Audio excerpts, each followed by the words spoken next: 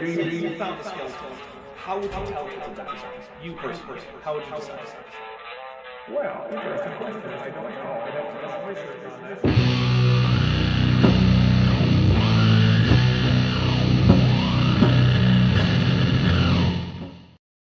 Hey everybody, welcome to Jackson with Jackson number 35. Hello fellow nerds, based on the fact that Charles Jackson really likes to talk about how much of a nerd he is, and at the risk of sounding too gatekeepy, I don't want him in the nerd club. Not because he doesn't know enough about nerd stuff, like whatever, but because he's a dishonest prick. So, yeah. Fair enough reason. Yeah, it's one of those things which is like, it's not because of his race or gender or sexuality or not knowing enough or not being a real fan. No, it's just that he's a prick.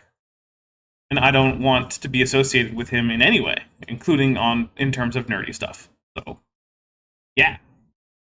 So I am, of course, here for Jackson with Jackson Wheat from the channel Jackson Wheat. It's linked in the description. Click on it, go there, Yay. Go subscribe. If you're not subscribed by the end of this, then Jackson will know, and he will send one of his chameleons after you, because he is, in fact, in charge of all the Jackson's chameleons. That's how they got that name. I do approve of this fact. Yes. It's just one of the known facts of science, right? Like, you know. Yeah. If it's got Jackson in the name, I own it. Right, exactly. So, Charles Jackson has been telling us basically how birds didn't evolve from dinosaurs. And right now, he is on about Archaeoraptor, which is I don't call it fake, right? Because it was two real dinosaurs that were stuck together inappropriately, not by a scientist, and not even by the guy who was trying to sell the story, but almost certainly by just like some rural Chinese guy who was looking to make a buck. And I don't really begrudge him that because of how hard it is to go and make a buck in rural China because of, you know, horrible, oppressive government policies that have made the idea of improving your lot in life in rural China basically just illegal. Not just a pipe dream, but like literally illegal. So yeah, I'm not blaming that guy. However, what actually did happen was basically every scientist who looked at this was just like, nah man, this isn't it. Don't publish this. And National Geographic was like, no, we're gonna do it anyway. Okay, cool. And then again, every single scientist was like, no, this was a really bad idea. This is not a real single animal. And for some reason, Charles Jackson, a young Earth creationist, a group that has fallen for more hoaxes than I can even count, somehow thinks that the fact that a few people at a magazine that isn't even peer-reviewed fell for this one is some kind of, like, problem for the evolutionary history of birds in a way that I don't understand how that's supposed to work. Let's see, Roshina Fahakugod's Minions Keller for $1.99 says, haters don't get in the nerd clubs. Yeah, exactly. Exactly. Look, people say that, like, nerd stuff is for everyone. No, it's not for assholes who lie to kids about very basic science. It's for everyone in the sense of, like, it's for all races, genders, sexual identities, orientations, right? Like, it's for everyone in that sense. But, no, it's not for like, you know, people like Charles Jackson or racists. Like, yeah, it's not for them. Nope, they're not included in everyone. So, now we do a drinking stream here on Tuesdays, if you're not familiar with how this works. Basically, I have a beverage here that has a bit of rum, a bit of triple sec. Also, I made a conscious effort. I said, you know what, I'm going to put together all the beveragey stuff that I think will work together well enough in terms of, like, balancing sweetness and, you know, strength versus acidity, while also making it seem like it's from the Eastern Mediterranean. Unfortunately, the only liquor I really had was a neutral rum, but because it's neutral, it's okay. But there's also orange juice, because oranges, you know, citrus grows out in the Eastern Mediterranean. Also got a little bit of rose water, and some real grenadine, which is actual pomegranate syrup. And some rum and triple sec. There you go. It tastes kind of like how I imagine Lebanon tastes. So, there you go. Well, it's probably a little less fiery than Lebanon right now. Okay, how about Lebanon during one of the 6 years in all of human history where there wasn't a war going on there? Oh, okay. All right. Fair enough. Fair enough. Okay. I have raspberry sweet tea. Nice. Also good. So Yeah. we will take a drink anytime Charles Jackson says something that's so stupid we kind of have to take a drink just to cool our brains down a little bit. Now, I did, in fact, just make a mistake with the donations counter, so we will take a drink for that. Because, I mean, I typed in the wrong number at one point. Here's a drink for Dapper's a Professional, which is another drink. If I screw up the production, not my computer, not any of the software, not the ISP, not YouTube, but if I do it, we take a drink for Dapper's a Professional. Now, if any of those other things screw up my stream, well, that's on those guys, not me. I'm at their mercy. We will also take a drink if Dr. Charles Jackson actually says something that is factually correct, but it only counts if he's actually the one who has that information in his brain, and then he speaks it to us. If he shows it on a slide and attributes it to someone else, doesn't count. If he's just directly quoting something, doesn't count. So yeah, it has to actually be him. We will also take a drink if Dr. Charles Jackson tells a joke that doesn't land, or tells a story that doesn't seem like it actually happened, like it should have been on r/that happened. You know, if it ends with, and then everybody clapped, yeah, we're taking a drink for that. Now, that one is a bit of a judgment call, but you know what? I think we're competent to make that judgment call. Plus, here's the real thing. It doesn't matter. These rules are completely made up, and I control the drink counter, and I can do whatever the heck I want. So, and also, I can't enforce you guys to do anything. So if you decide not to drink along with me, that's perfectly fine too. In fact, I want to point out, if you don't want to play along with alcohol, if you want to play along with water, tea, juice, coffee, soda, vape pens, just, you know, clapping, I don't care. All of those are fine. But if you do play along with any intoxicating substance, please be careful. Don't drive. Don't operate heavy machinery. Don't fly a plane. Don't text your ex. These are all bad ideas. Don't do it. Don't do it.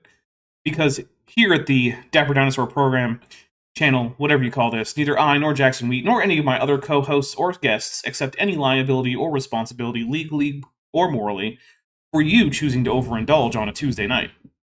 Don't do it. Be careful. Pace yourself. Anyway, we will also take a drink. If Dr. Charles Jackson mentions that political party that was really popular in Germany back in like the 30s and into the 40s, we will also take a drink. If Dr. Charles Jackson mixes up anything we can know from the one skeleton Lucy of Australopithecus afarensis with anything we can know about her any wider taxon to which she belongs. So, for instance, if he says, well, we don't know how many lumbar vertebrae Lucy had because, you know, she wasn't found with all of her lumbar vertebrae. Okay, but other Australopithecus afarensis finds have been found with complete spinal column, so, yeah, we do know how many lumbar vertebrae she had, so that doesn't matter. That would be an ad hominem. We only get one of those. We also have Trojan source. If there is a source that Charles Jackson cites, and we check it, and not only does it fail to support his position, which I mean that's almost inevitable, but if it actively contradicts his position, we take a drink for Trojan source. We'll also take a drink if either Jackson or I can successfully predict what's going to be coming next for Dr. Charles Jackson. Let's see. We will also be taking a drink if anyone here sends in anything to the effect that AIG are a bag of dicks in the form of either a super chat or a membership milestone chat. We will also take a drink for any Mothra, Godzilla, or Ghidorah emojis that come in, like this Christopher Kennedy. He has donated 1,000 memberships, which is just a screen name and is not actually something he did. But he also says, drink with a triangle meme, a disgusting plastic tunic, and also a Godzilla. And I will take a second to read some more, another super chat that came in. After I take that drink, Roshina Fahakugod's Minion Keller for $4.99 says, AIG is a bag of Richard Carrier's spooning Ken Hovins. Gross. Gross. I'm gonna take a drink for it, though. Yeah, it sounds really, really, really bad. And I know where my towel is, just became a member at the Tetrapod level, so everybody send in your Tetrapod emojis to welcome I know where my towel is. Thank you very much for your generosity. Alright, we will also take a drink for each gifted membership now that that came up, so Christopher Kennedy Atheist, if you wanted to donate 1,000 memberships, you are welcome to do so. I mean, at the very least, it would make sure that Bent gets some free pizza. Yeah, I'd probably spring again a really nice pizza, too. I think that... Oh, wait, no. If Mothra or Godzilla, yep, come by audibly, we will also take a drink. And I think that pretty much covers it. Jackson, is there anything that you know of that I left off? I don't think so. All right. Well, in that case, are you going to be able to become more ready to listen to Charles Jackson anytime in the next 10, 15 minutes?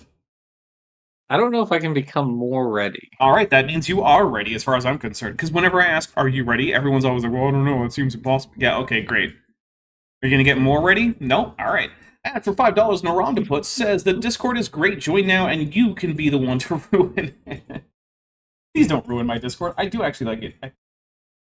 Also, I do want to acknowledge earlier that Borg Emporia has given his appreciation for Star Trek Lexington, which is a actual play of Star Trek Adventures First Edition that I do over on Top Hats Off. It features a number of people who have been on this channel or whose channel I have been on, include as well as several of people who are just viewers of mine who managed to ingratiate themselves enough to enter into a game I'm running, mostly by being in other RPGs that I joined. So, that's how that works.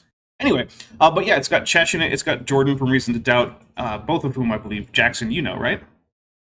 I sure do. Yeah. I don't think you know Craig from FTFE, though, but he's there too. I've heard of them. Yeah, but I don't think you've ever talked to him. No. All right, well, I've been on his channel a couple times at least, I think. I don't know, people say it's been twice. I only really remember once, but that doesn't mean it didn't happen twice. So yeah, thank you to Borg Emporia for that. And if anyone wants to check that out, go over to my other channel, Top Hats Off. It's a great show. We have one episode out. We have 2 teaser trailers out. You can also watch the opening and end credits separately. So yeah, fun times. Anyway, I'm going to hit play on this so that way I can stop talking so fast because I don't want to waste time. Because we're the Smithsonian. Oh, right. He's still talking about the Archaeoraptor thing. He's talking about Dr. Storrs Olsen, who is he's one of the bandits along with Alan Fedducia and Bingham Soliar, and there's a few others. He and Fedducia have some co-authored papers about Archaeopteryx, arguing that basically it was a stronger flyer than was assumed at the time. I think partially on the idea that maybe it had a non-calcified, but instead cartilaginous keel on the sternum that could have been a flight muscle anchoring point. And I don't know anyone who takes that seriously now, but I guess maybe back when they made that paper in I don't know, 1990 or something, maybe that was plausible. And National Geographic said, we're going to publish it because in our judgment, the fossil's great, and we're National Geographic. And that was a bad judgment on their part. Mm-hmm. So the Smithsonian and Olsen were already pretty mad.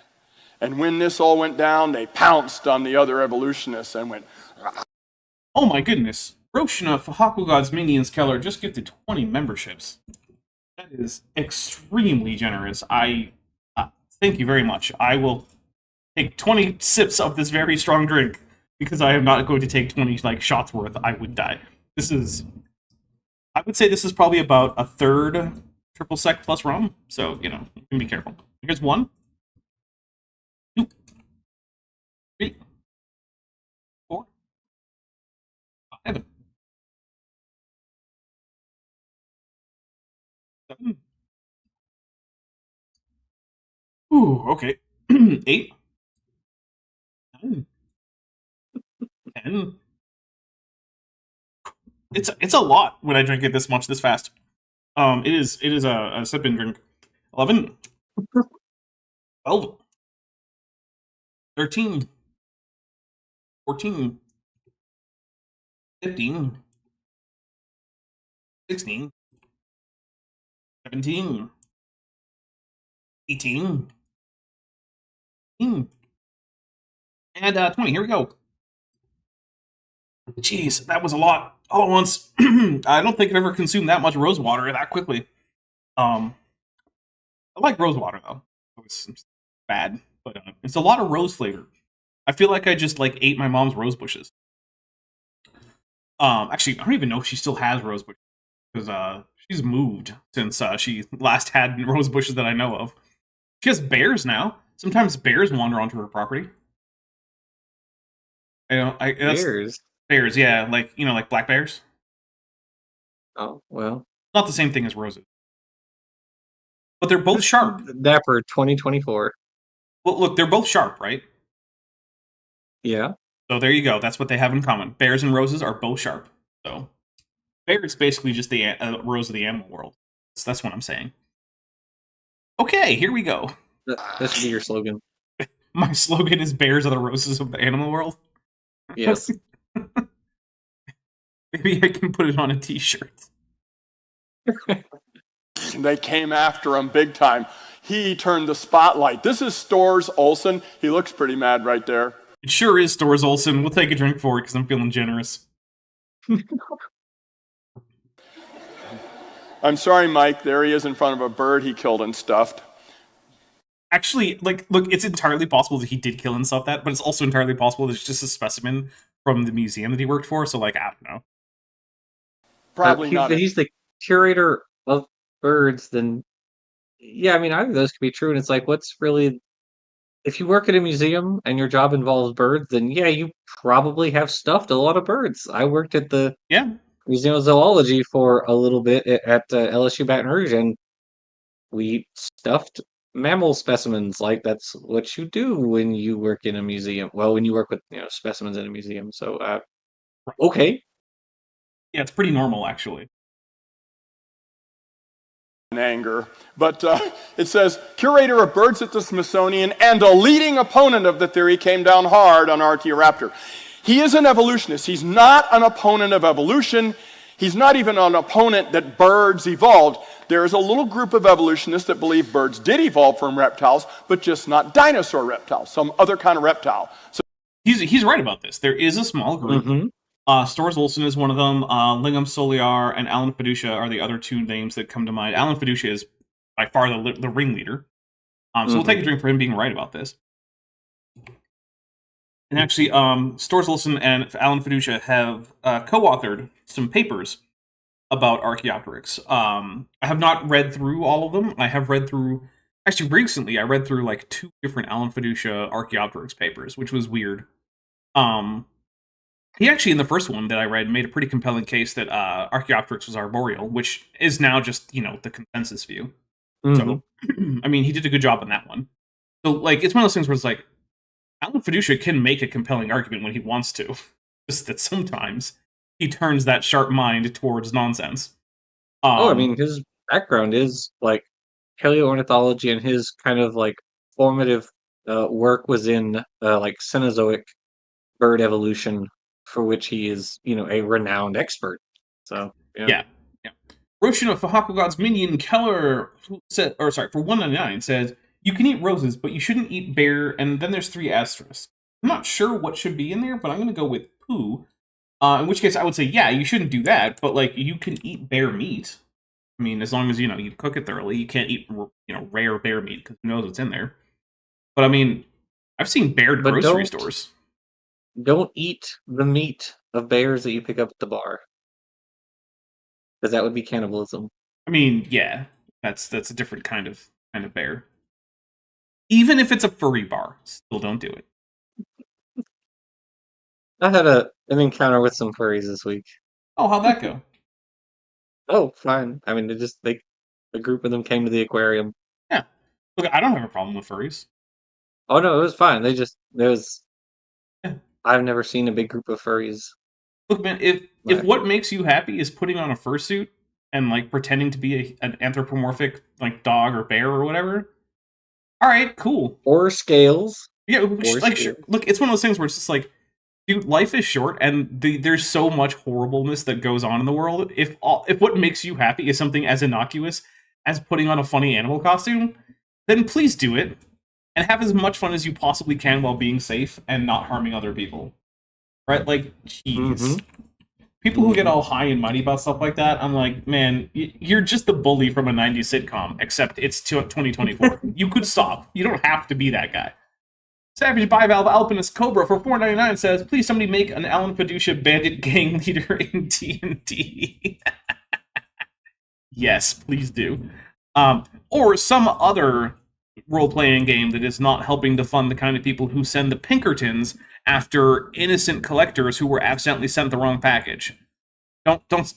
Here's my message. I would urge you to no longer support Witches of the Coast with your money, and to only use those products of theirs that are in the in like the Creative Commons, right? Which currently the 5e SRD is in the Creative Commons. So I mean, play a 5e game, but like, don't buy the player's handbook, don't buy the new player's handbook, don't buy Magic cards. Just don't. You can still play all those games, right? Because a lot of that stuff is public, and like, if you and your buddies are sitting around playing quote-unquote Magic, you can make up whatever rules you want about what cards you have. You can just say you have a card and write it down on a piece of paper that you glue to the back of a worthless Magic card from like 20 years ago that's just a land card. No one's going to stop you. There's no Magic police. Well, I guess except the Pinkertons. No, I just made myself sad again. God damn it, Wizards. All right, I'm going to hit play. So they fight about that, and this was another reason why Olsen didn't like what National Geographic was doing. He didn't buy the dino bird theory, he bought the lizard bird theory, and... Oh my god, no, he didn't. We'll take a drink for that. There is no lizard bird theory. There's only one person I can think of who is publicly advocating for the position that birds are lizards, and he is also pushing for the idea that pterosaurs are lizards, and that birds are pterosaurs. So in his absolute insane ravings, pterosaurs evolved from lizards, and then birds evolved from pterosaurs, which is absolutely bonkers. And that's David Peters, who also was the one who believed that, like, Edmurignathus was a vampire, that dolphins evolved separately from baleen whales, and that baleen whales are desmostylians, an extinct group of aquatic mammal, and that dolphins are actually tenrecs, which is a group of like tiny shrews from Africa. It's hard to express how crazy that guy is. What Alan Fedducia and Stores Olsen are saying is that birds are actually not dinosaurs, but they are a group of archosaurs that for some reason we just don't have a fossil record of until like the Jurassic, right? There's this phantom lineage of archosaurs that branched off, basically, probably to both pterosaurs and dinosaurs.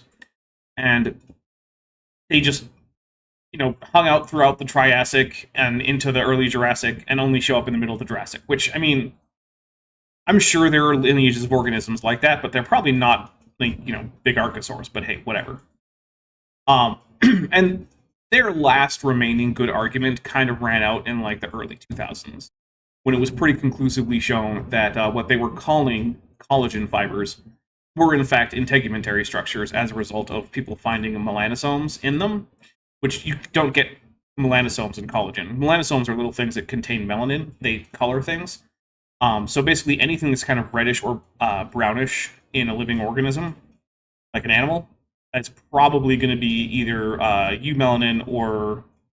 what's the name for the red melanin? I can't remember it, Jackson. Oh, pheomelanin? Yeah, there you go. Thank you. It's going to be like one of those two.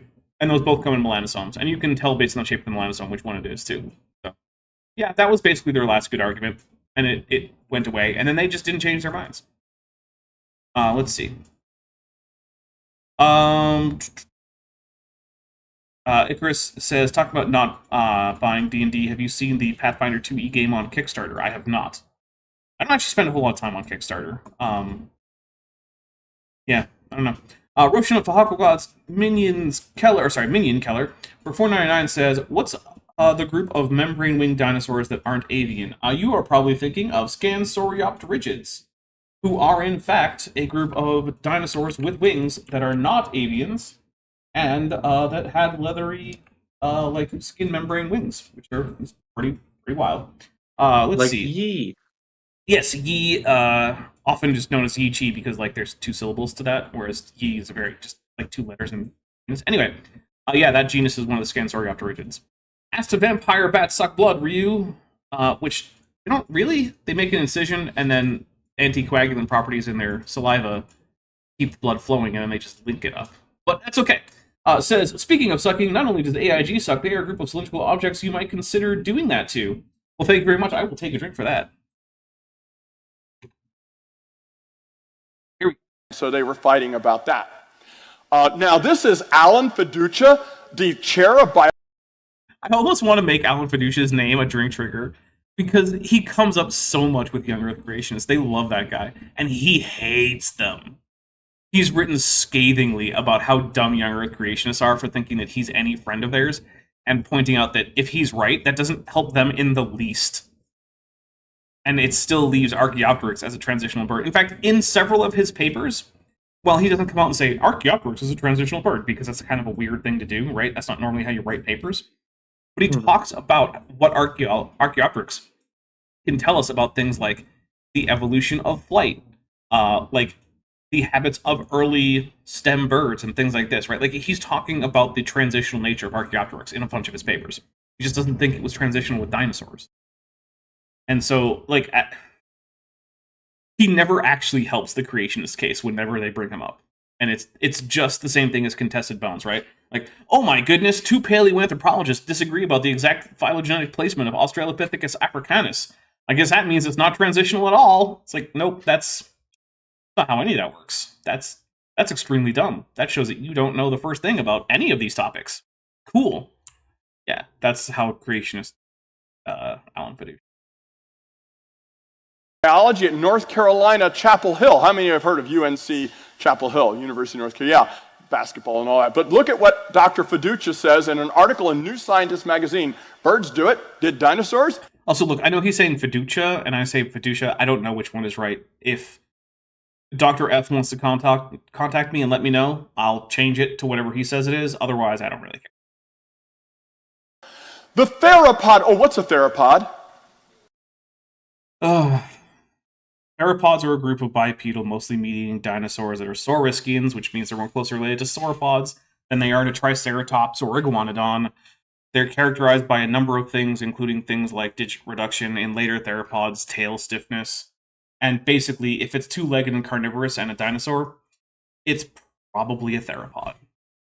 There are possible few exceptions from the Triassic, like maybe Herrerasaurus, but like, other than those, yeah, if it's two-legged and carnivorous, you've got yourself a theropod if it's dinosaur. A two-legged dinosaur. The theropod. Oh my god. Just drink. Hey, Jackson. Mm-hmm. What do you think the basal condition is for number of limbs used for locomotion in Dinosauria? Who? Yeah, 2. Exactly. Saying the theropods are the two-legged dinosaurs will lead you astray very badly, because a large number of dinosaurs that aren't theropods were bipedal.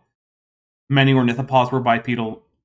Our earliest ceratopsians were bipedal. Our earliest thyreophorans are bipedal. Heck, there were marginocephalians, which is a group to which ceratopsians belong, that never became quadrupedal, like the pachycephalosaurs, right? Mm-hmm. Our basalmost prosauropods, or sauropodomorphs, were bipedal. Things like Saturnalia, Plesiosaurus was facultatively bipedal.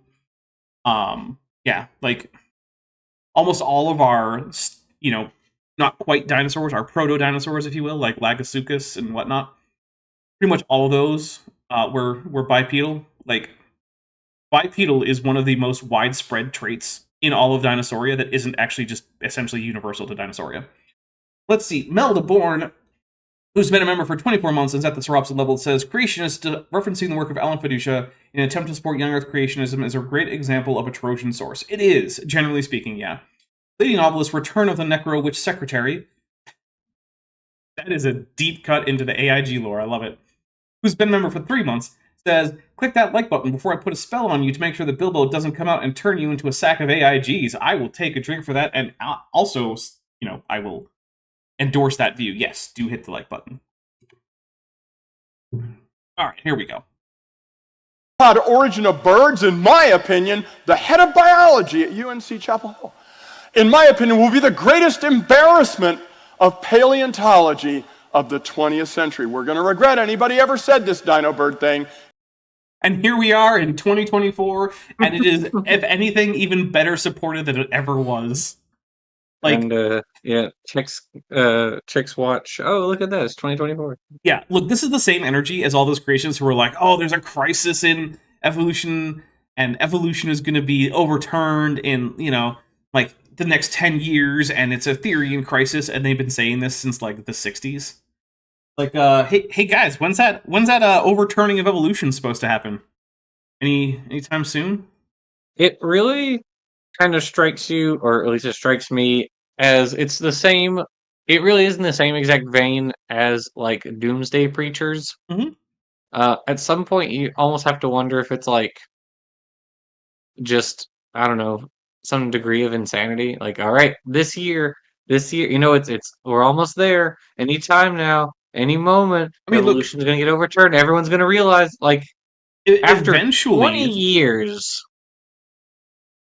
yeah, like at some point you have to say like, no, sorry guys, it's just I Right. don't believe you anymore. You no longer have any actual like leg to stand on.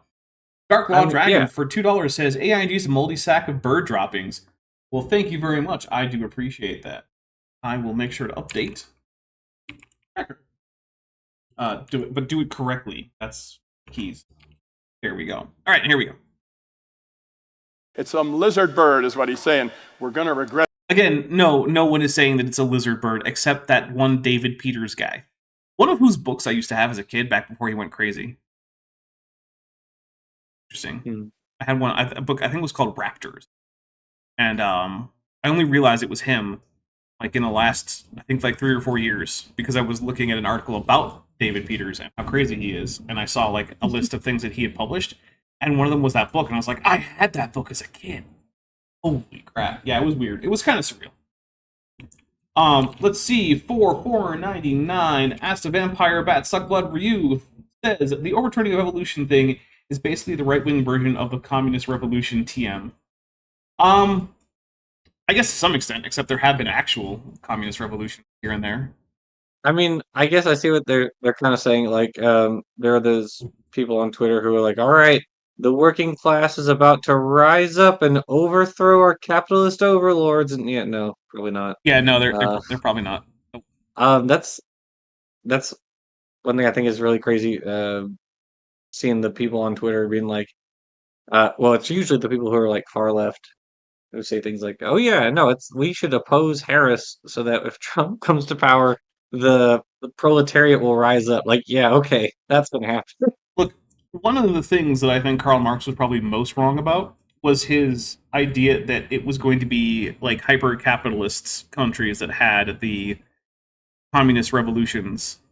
Instead, it was primarily countries that were like still doing like neo-feudal that actually bothered to have communist revolutions.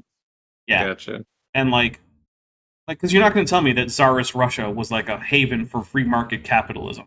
Right. Like it wasn't that. Like it's yeah. Like it was certainly not like a libertarian's wet dream over in Tsarist Russia.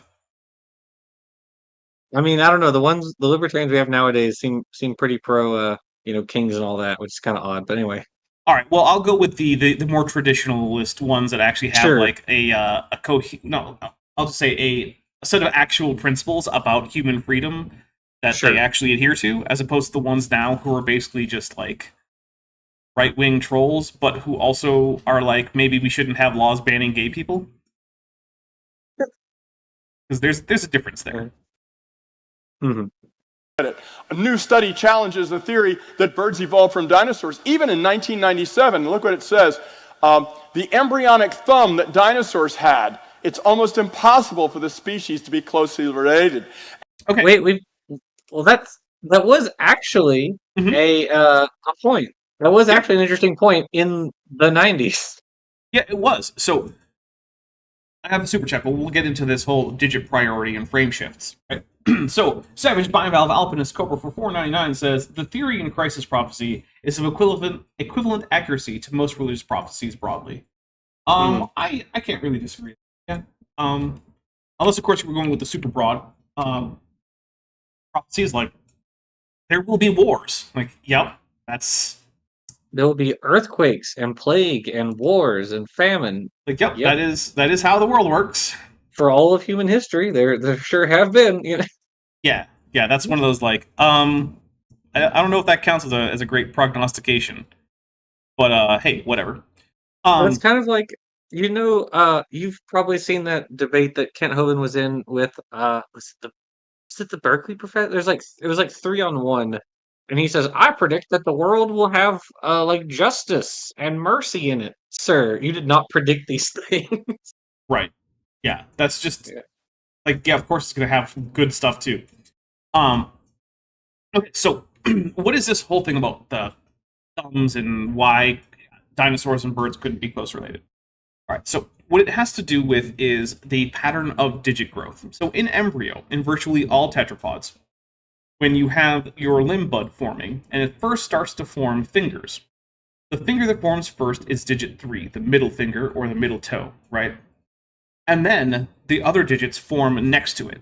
So starting with digits 2 and 4, and then finally 1 and 5. And when digits are lost, usually they're lost from the outside in, with digit 5 being one of the first ones lost. And then digit 1, the thumb, is often one of the next ones that can be lost. So in birds, the digit that grows first grows into the middle digit of the wing, which you would think makes it digit 3. Okay. And then the next digits outgrow. The digit that you would think would then be digit 4 merges into digit, what you would think is digit 3, right? The first digit that grows, pretty much entirely.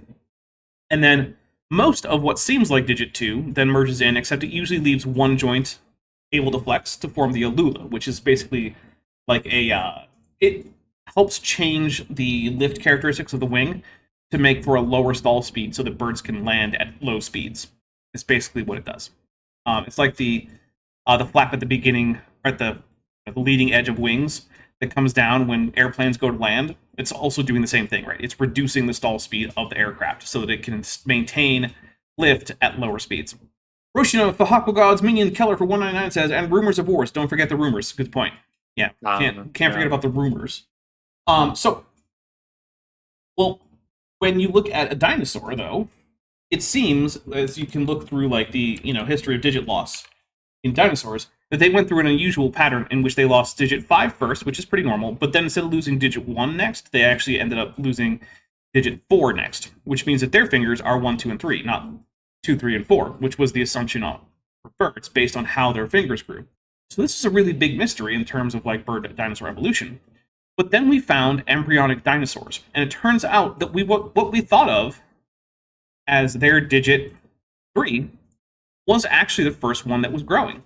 And then it was looked into in bird genetics, and it was found that there was actually a mutation compared to all other tetrapods that actually makes it so that for them, digit 2 is the first digit that grows, which probably explains why they lost digits 4 and 5 before digit 1. And it also resolves the problem of digit priority between birds and theropods. It turns out that no, birds don't have digits 2, 3, and 4. They have digits 1, 2, and 3, and so do theropods that have 3 fingers, right? Obviously, some have 4, some have 2, but most of them had 3. And the 3 they have were 1, 2, and 3, and that's the same 3 that birds have. Now, this is something that's been resolved for like a decade at least now, isn't it? Yeah, it's been like, this is pretty old news. A while. I mean, the fact that dinosaurs are descended from, that birds are descended from theropod dinosaurs is absolutely consensus among paleontologists at this point, and that fact in particular, has been around for well over a decade now. So. Yeah. All right. Well, let's hit play. And Dr. Fedducia said in Homologies of the Avian Hand, or the embryo development of birds versus dinosaurs, the new research shows, this is 1997, in Science magazine, another premier journal of evolutionary scientists, it says, the new research shows that birds lack the embryonic thumb that dinosaurs had, suggesting it is almost impossible for the species to be closely related. Again, fighting the dino bird theory, he believes in the lizard bird theory instead. I have to drink every time he says lizard bird theory, because that is not anything that Alan Fedducia would ever advocate for. Also, I just love that we at no point acknowledge that this quote-unquote problem has actually been overcome with pretty conclusive evidence, both genetic and embryological and morphological, which I guess is three things. They do that for like everything that it has at some point been like a controversy in like evolution or paleontology or wherever. If for instance we were like back in the if you were talking about whales, for instance, he'd say, oh well, the genetic data indicates that that whales are most closely like nest within artiodactyls, but the fossil data shows like, the Mesonychids, and they nest outside of Artiodactyla. Well, yeah, okay, except we don't think that whales are descended from Mesonychids anymore, and we haven't for like 2 decades now. Yeah, it's But been a like that's while. exactly what he's doing. Right. It's like, what about all the more recent answers? Don't worry about that. Yeah. Oh, we're going to talk about bird respiratory systems. Okay, let's do it. Now, birds are very, very different from any other living thing in the way that they breathe. You inhale, your lungs fill up, and it's a dead end, and it comes back out again. But birds have a flow-through system in their lungs. The air goes in the lung, the oxygen gets absorbed, and it goes out the back door of the lung and is collected in these air sacs, and then it goes back through the lung again on its way out the bird's nostrils. You get more oxygen out of it this way. And I am pretty sure he is wrong that air then goes back through the lungs in terms of going back through the actual area that's doing active respiration. As far as I know, that is incorrect. I would have to double check because look, it's off the top of my head. This is a fairly in the weeds detail of bird respiration, but he's mostly right. Birds have unidirectional airflow through most of their respiratory system, and they are covered extensively in thoracic as well as abdominal and limb air sacs. And also cervical air sacs. They're just all over the place. And so he's, even if he is wrong about that one fact, which I'm not positive, he's overall giving a roughly accurate description of bird respiration. My Unfinished Journey for $6.66 says, "Hail Nero, hail Daps, and good Jacks. Baiting mousetraps while learning biology / dunking on creationism. Woohoo! I hope that you catch all of the problem rodents. Look, overall I like mice, but sometimes they are a health hazard and need to be dealt with. You gotta do what you gotta do. It's like they said in that first episode of Futurama. if you're flapping really hard in the air, this is good to get more of the oxygen out of the air you're breathing. Now, bats can fly too, and they have lungs that breathe in and out, like you and I, with the bellows system instead of the flow-through system. Mm-hmm. But So weird birds are extreme. how that works. Yeah. Almost like we share a common ancestor or something. Weird. But That's he crazy, is yeah. right, so we'll take a drink for that. Birds do have very different lungs than bats do, and bats have pretty typical mammal lungs, even if proportionally they're very large. Extremely different. Birds and dinosaurs have a mismatch of fingers. Dinosaurs retain digits 1, 2, and 3, and birds have digits 2, 3, and 4. That's just flatly wrong. Now, I want to be fair to Dr. Alan Fedducia. When he wrote this back in 98, right, it was the consensus that there was a mismatch. It is no longer, because we have had, as we talked about earlier, more extensive studies, and we found that, no, actually, birds do have digits 1, 2, and 3, like theropods do, because birds are theropods. So, in 1998, when Alan Fedducia wrote this, that was still a valid criticism of the dinosaurs evolving into birds idea, right? It is no longer. It has not been for quite a while now. From their embryo development. Thus, the wrist bones, or the semilunate carpals, are of different origins in the two groups, and thereby grossly degrading the possibility of a dinosaurian origin of birds. 1998. Yeah, and here in the year of our Lord 2024, we know that that's just wrong. But also, what was the point of talking about bird respiration? Like, You're right. There was no follow through. You're yeah, right. there's just like, hey, did you know that birds have very, very different lungs than other living animals? Yup. Okay, cool. Let's talk about digits again. Like, okay. That's true. I didn't even think about that. He just went nowhere with that. Yeah, it's just... Isn't hey, bird respiration cool? Yeah, hey, Yeah. fun fact. And I mean, I can't disagree. It is a fun fact. It's cool. It's neat. I just feel like there should have been some kind of point, but hey, you know what? I'm not the one in charge of this speech. Now, you can come on, walk on up with Albert or whatever, because I'm just going to point this out.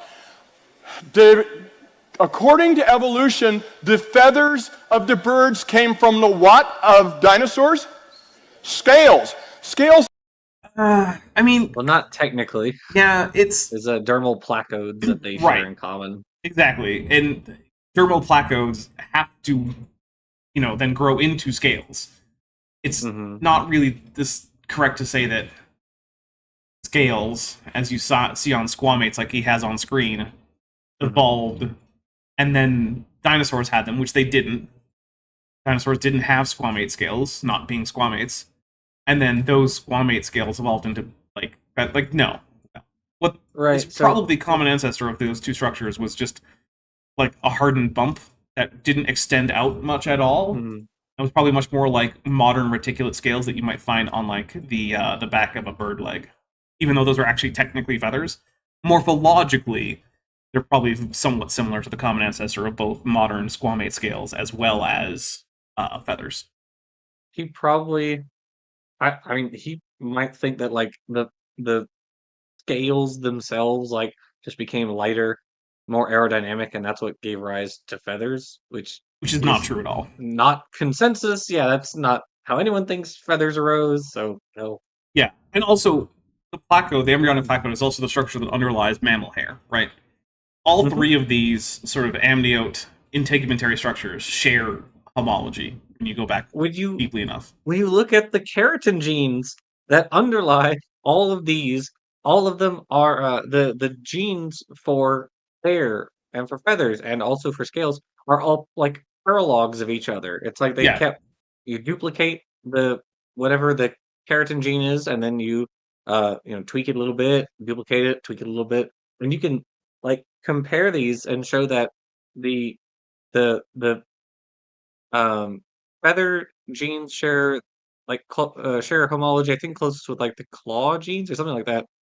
There's like different types, different names for each of these like scale keratin uh, uh, genes, and like yeah, big surprise. The keratin that makes up the feathers is is evolutionarily related hmm to the scale keratin, but it didn't come from the scales. right. Yeah. Yeah, it's almost like there's multiple points of evidence that all land on the same basic idea of what happened in the past in terms of the ancestry of avians. Is bananas. Weird. Are just a flap of dried up folded skin. That's all scales are.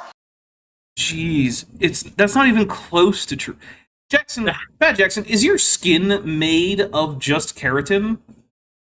Like, do you have like harlequin ichthyosis and I just don't notice because somehow you managed to keep that under control? I guess by bathing in moisturizer.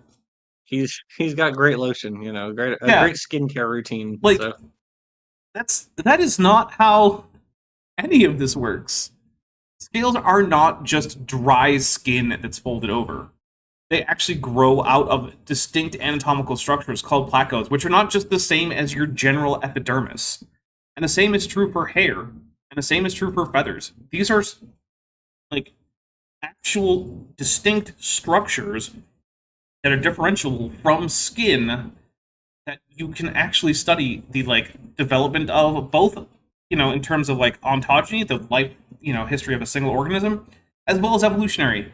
And yeah, they do grow from the skin, but they're not just bits of skin. Dapper, I was looking up some information on the the bird respiration hmm because he did just bring it up out of nowhere, but it made me wonder, like, are there similarities between uh bird and say crocodilian respiration? And different from how humans breathe, both birds and crocodiles have one-way airflow through their airways, Yep. meaning that air moves in a circular path into the lungs and back out. Yep. Isn't it really odd how like these two, archosaurs, some so call them, have this really similar respiratory pathway? Isn't that crazy? Yep. Also, Asta Lucifer is my headmate Ryu for 199. Says he's using data from 1997. When was this talk? So this talk, I believe, was in the mid 2010. Yep. And sorry, I did miss that until recently. I had skipped over it, so my apologies there. And then Space Dragon, who's been a member for 5 months, says had you seen the discovery about a year ago that leathery-shelled sauropodomorph eggs were discovered in China's Guizhou province? Also, Nice. Godzilla. So I had heard about that. Yes. I'll take a drink real quick. Yeah, it was an interesting follow-up on the a previous study that had found that the way that different dinosaurs laid hard-shelled eggs was actually chemically distinct, indicating that it was probably a convergent trait in dinosaurs, and that the basal condition for Dinosauria was not hard-shelled eggs. Which, if you go back to my my debate with Kent Hovind, that is probably the most outdated piece of information that is in there now. It was not outdated during the debate, but it has since become outdated. Was when I said that all dinosaurs laid hard eggs shells like birds do, and that was further evidence. Now, it is still the case that theropods in particular had hard eggshells that were very similar to bird hard eggshells. So the point is still valid that this is an evolutionary carryover from dinosaurs, but I was wrong to universalize that, even though at the time there's no way I could have known that it was wrong, because it was still a reasonable conclusion from the evidence. But we still have learned more, which is really cool. Got a couple more super chats here. Savage Bivalve Alpinist Cobra for $4.99 says, Bad Jackson has unleashed the Tsar Dumba. Nice. Roshina Fahaku God's Minion Keller for $4.99 says, Good Jackson is just proving birds are lizards as crocodiles are lizards. No, you get out of here. They're just big lizards, correct. Big ol' honking lizard, yeah. Actually, I was on Maya Atkinson's show with Tapioca Weasel on Sunday, and we were going over this creationism cartoon series for kids. And he was like, I don't think dinosaurs are extinct. I think that the giant reptiles of today, like crocodiles and Komodo dragons and snakes, are actually living dinosaurs. Oh, wow. And my brain just fell right out my ear. My Unfinished Sock for $2 says, Reminder, use all your socks to like and share with a person projecting heart dinosaur emojis. Thank you very much. And yeah, if you could send your socks over here, it would be appreciated. All right. Hey, we're almost on pace for a fancy avatar. Yay. Yeah, we could get another fancy avatar video. The last one I made was a fancy avatar, and actually I have to record some audio, so that would be pretty cool. Feathers, as you're about to find out, are way... Is that does he have a great horned owl? He sure does. Okay, that was... I can't say I was expecting... No, look, the guy's actually got a falconer's glove. Just having this owl on hand, just as a prop. Oh yeah, that's... He's just sitting off screen with the owl for the past and 30 minutes. Now there's just an owl. I mean, you know what? To be fair, it's a great production value choice right there. Okay, yeah, hey, I mean, having an owl, that's pretty cool. I was not expecting this. This is very surprising to me. I mean, what? So I'm going to make a prediction. I'm going to make the prediction that Charles Jackson's going to say that scales and feathers are way different from each other because the scale has the rachis, or however you pronounce that, and barbs and barbules, things that I mean the feather has scales those. don't. Sorry, the feather has the rachis, the barbs, the barbules, all these things that scales don't have, and yeah, that's true because as we already said, feathers are not derived from scales, so this is not an issue. Yeah, it's my prediction. All right, well, let's see what he says. Eons different from that. Alex's are Eurasian. That was not a cut that I made. Wait, what the heck? That was in the original. Okay. All right. Eagle owl. And this is the largest... It's an eagle owl, sorry. ...species of owl in the world. Cool. These are amazing creatures. God thought of everything when he made them. They have these little ear tufts right there. They have nothing to do with hearing. They're more of a mood indicator, like a horse or a dog. Where he puts those ear tufts, you can tell what mood he's in. When you get to his eyes, you'll see his eyes. Okay, can everyone see his eyes? All right, hold on. We have to have a poll. Hold on. This is important. We have to start a poll. Can you see that owls. Gonna put the L in owl. Owls' eyes. All right, everybody, vote in the poll. Remember, if you don't get out and vote, then you don't care about democracy. Yep. This poll right here is possibly more important than the U.S. elections that are coming up in a little bit over a month. Yeah. So, yeah, you better vote. They're huge.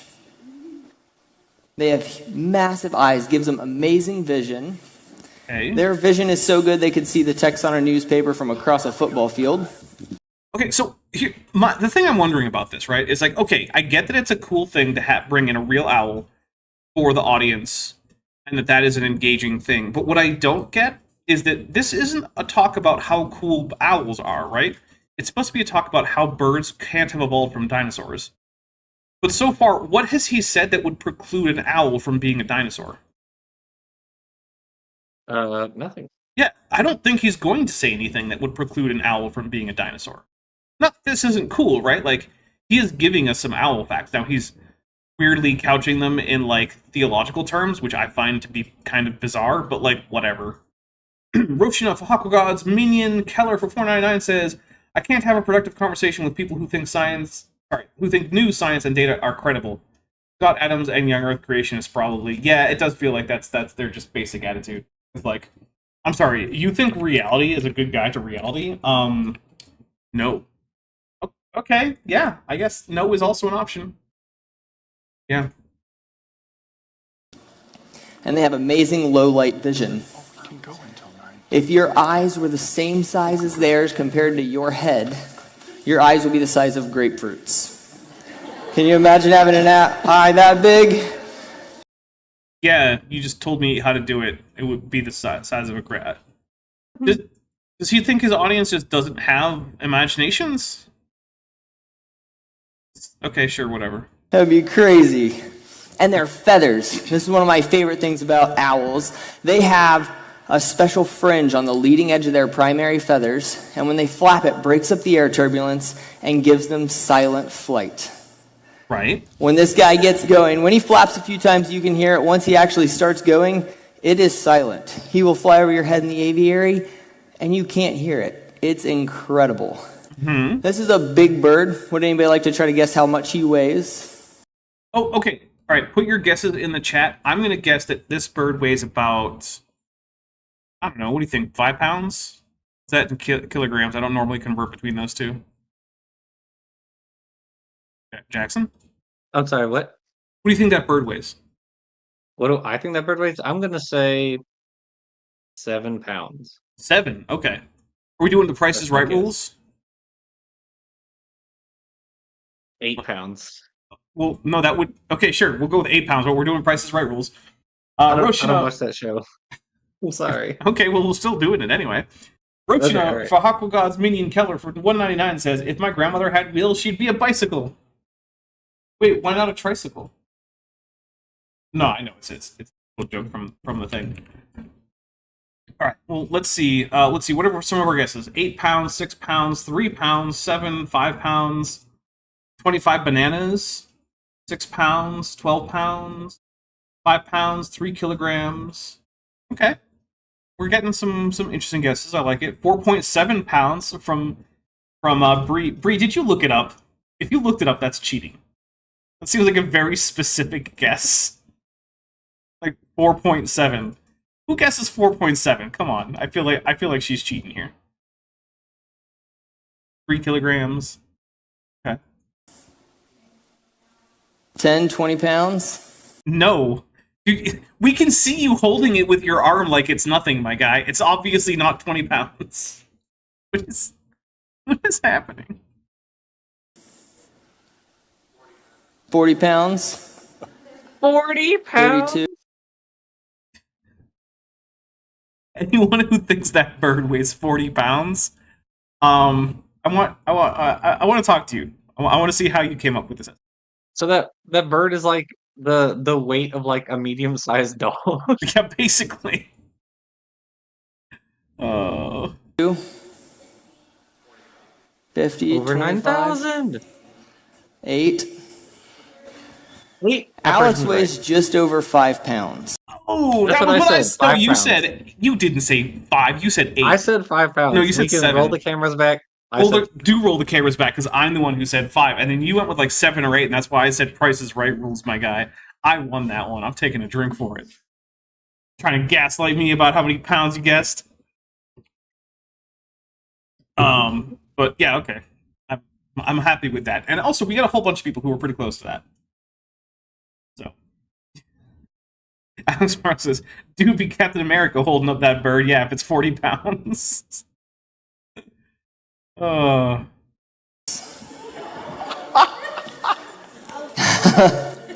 I would say my average guess on this is 20, 25 pounds is probably what most people think. Who are you talking to? No, virtually no one in my audience gets that. That's ridiculous. Who would think that that's a 20-pound bird?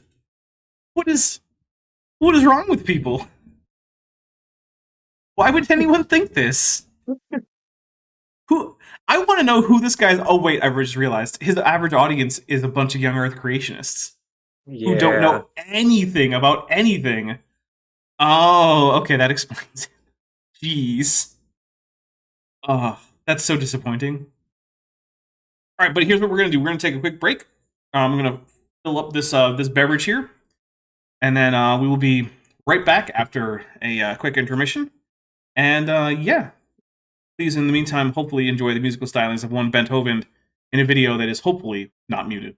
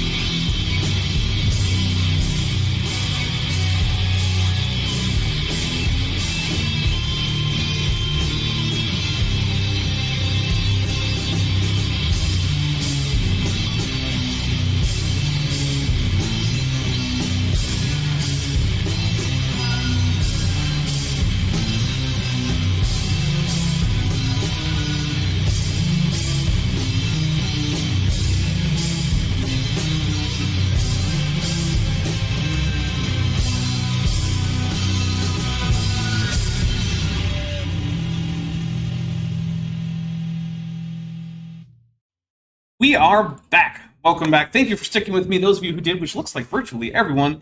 We got a few super chats here to read. Eruption of Hawk God's Minion Keller for $4.99 says, excuse me, I burped a little bit there. Good Jackson using American units like a medium-sized dog for weight, with a salute emoji and an American flag emoji. That's right, Jackson. Keeping us honest and using anything but the metric system. Hey, there are two types of countries. Countries that have been to the moon and countries that use the metric system. Ooh, well, I guess by been to the moon you mean in manned missions. Yeah. My Unfinished Journey for $2 says, is there a drinking rule about panelist poll answers? No, I don't think so. At least I haven't made one up. I guess it could fall under the the predictions rule, I suppose. Let's end that poll. So, can you see the owl's eyes? No, 50%. Yes, 49%. I am somewhat surprised by these results, but hey, all right. So now that we're back, yes. Jonathan Wells is dead. Wait, when did that happen? Apparently September 19th, but the article by David Klinghoffer dropped today. Really? Well, looks like it. Huh. Well, I mean, I can't say I'm happy about that. I can. I mean, I also can't say I am happy about that. That's a tragedy. Yeah. Look, I'm no big fan of Jonathan Wells, but like I wouldn't wish death on the guy. Oh, I wouldn't wish death on him, but I'm certainly not gonna hold death accountable for him not being with us anymore. I mean, I'm not broken up about it, but I mean, like, all right, well, well, That's crazy. I'll say this: I do hope that Jonathan Wells' family and friends, I do hope that they have a, I wish them well. Look, I'm not a big fan of Jonathan Wells. He is, or was, I suppose, a huge peddler of absolute nonsense who I think made the world slightly worse. On the other hand, favorite Jonathan Wells quote is still, "Moths don't land on trees." Which is an extremely dumb thing to say. But on the other hand, like, look, this is a guy who I'm sure had a positive impact on the life of those who loved him, who are definitely a group of people that exist. And they are going through a rough time, and I feel for them, and I hope that they can find whatever comfort they can in this. So, yep, not gonna... Look, there are creationists who I will be happier when they're gone. Jonathan Wells wasn't one.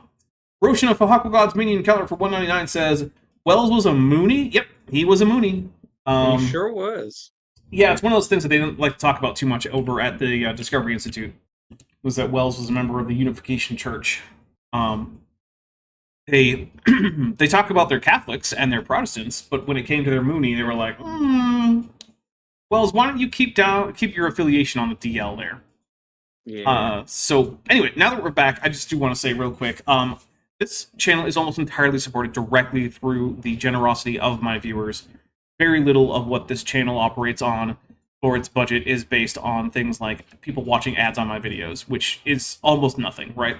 So I want to say thank you so much for all the generosity that you guys have shown me, not just tonight, but throughout the past few years.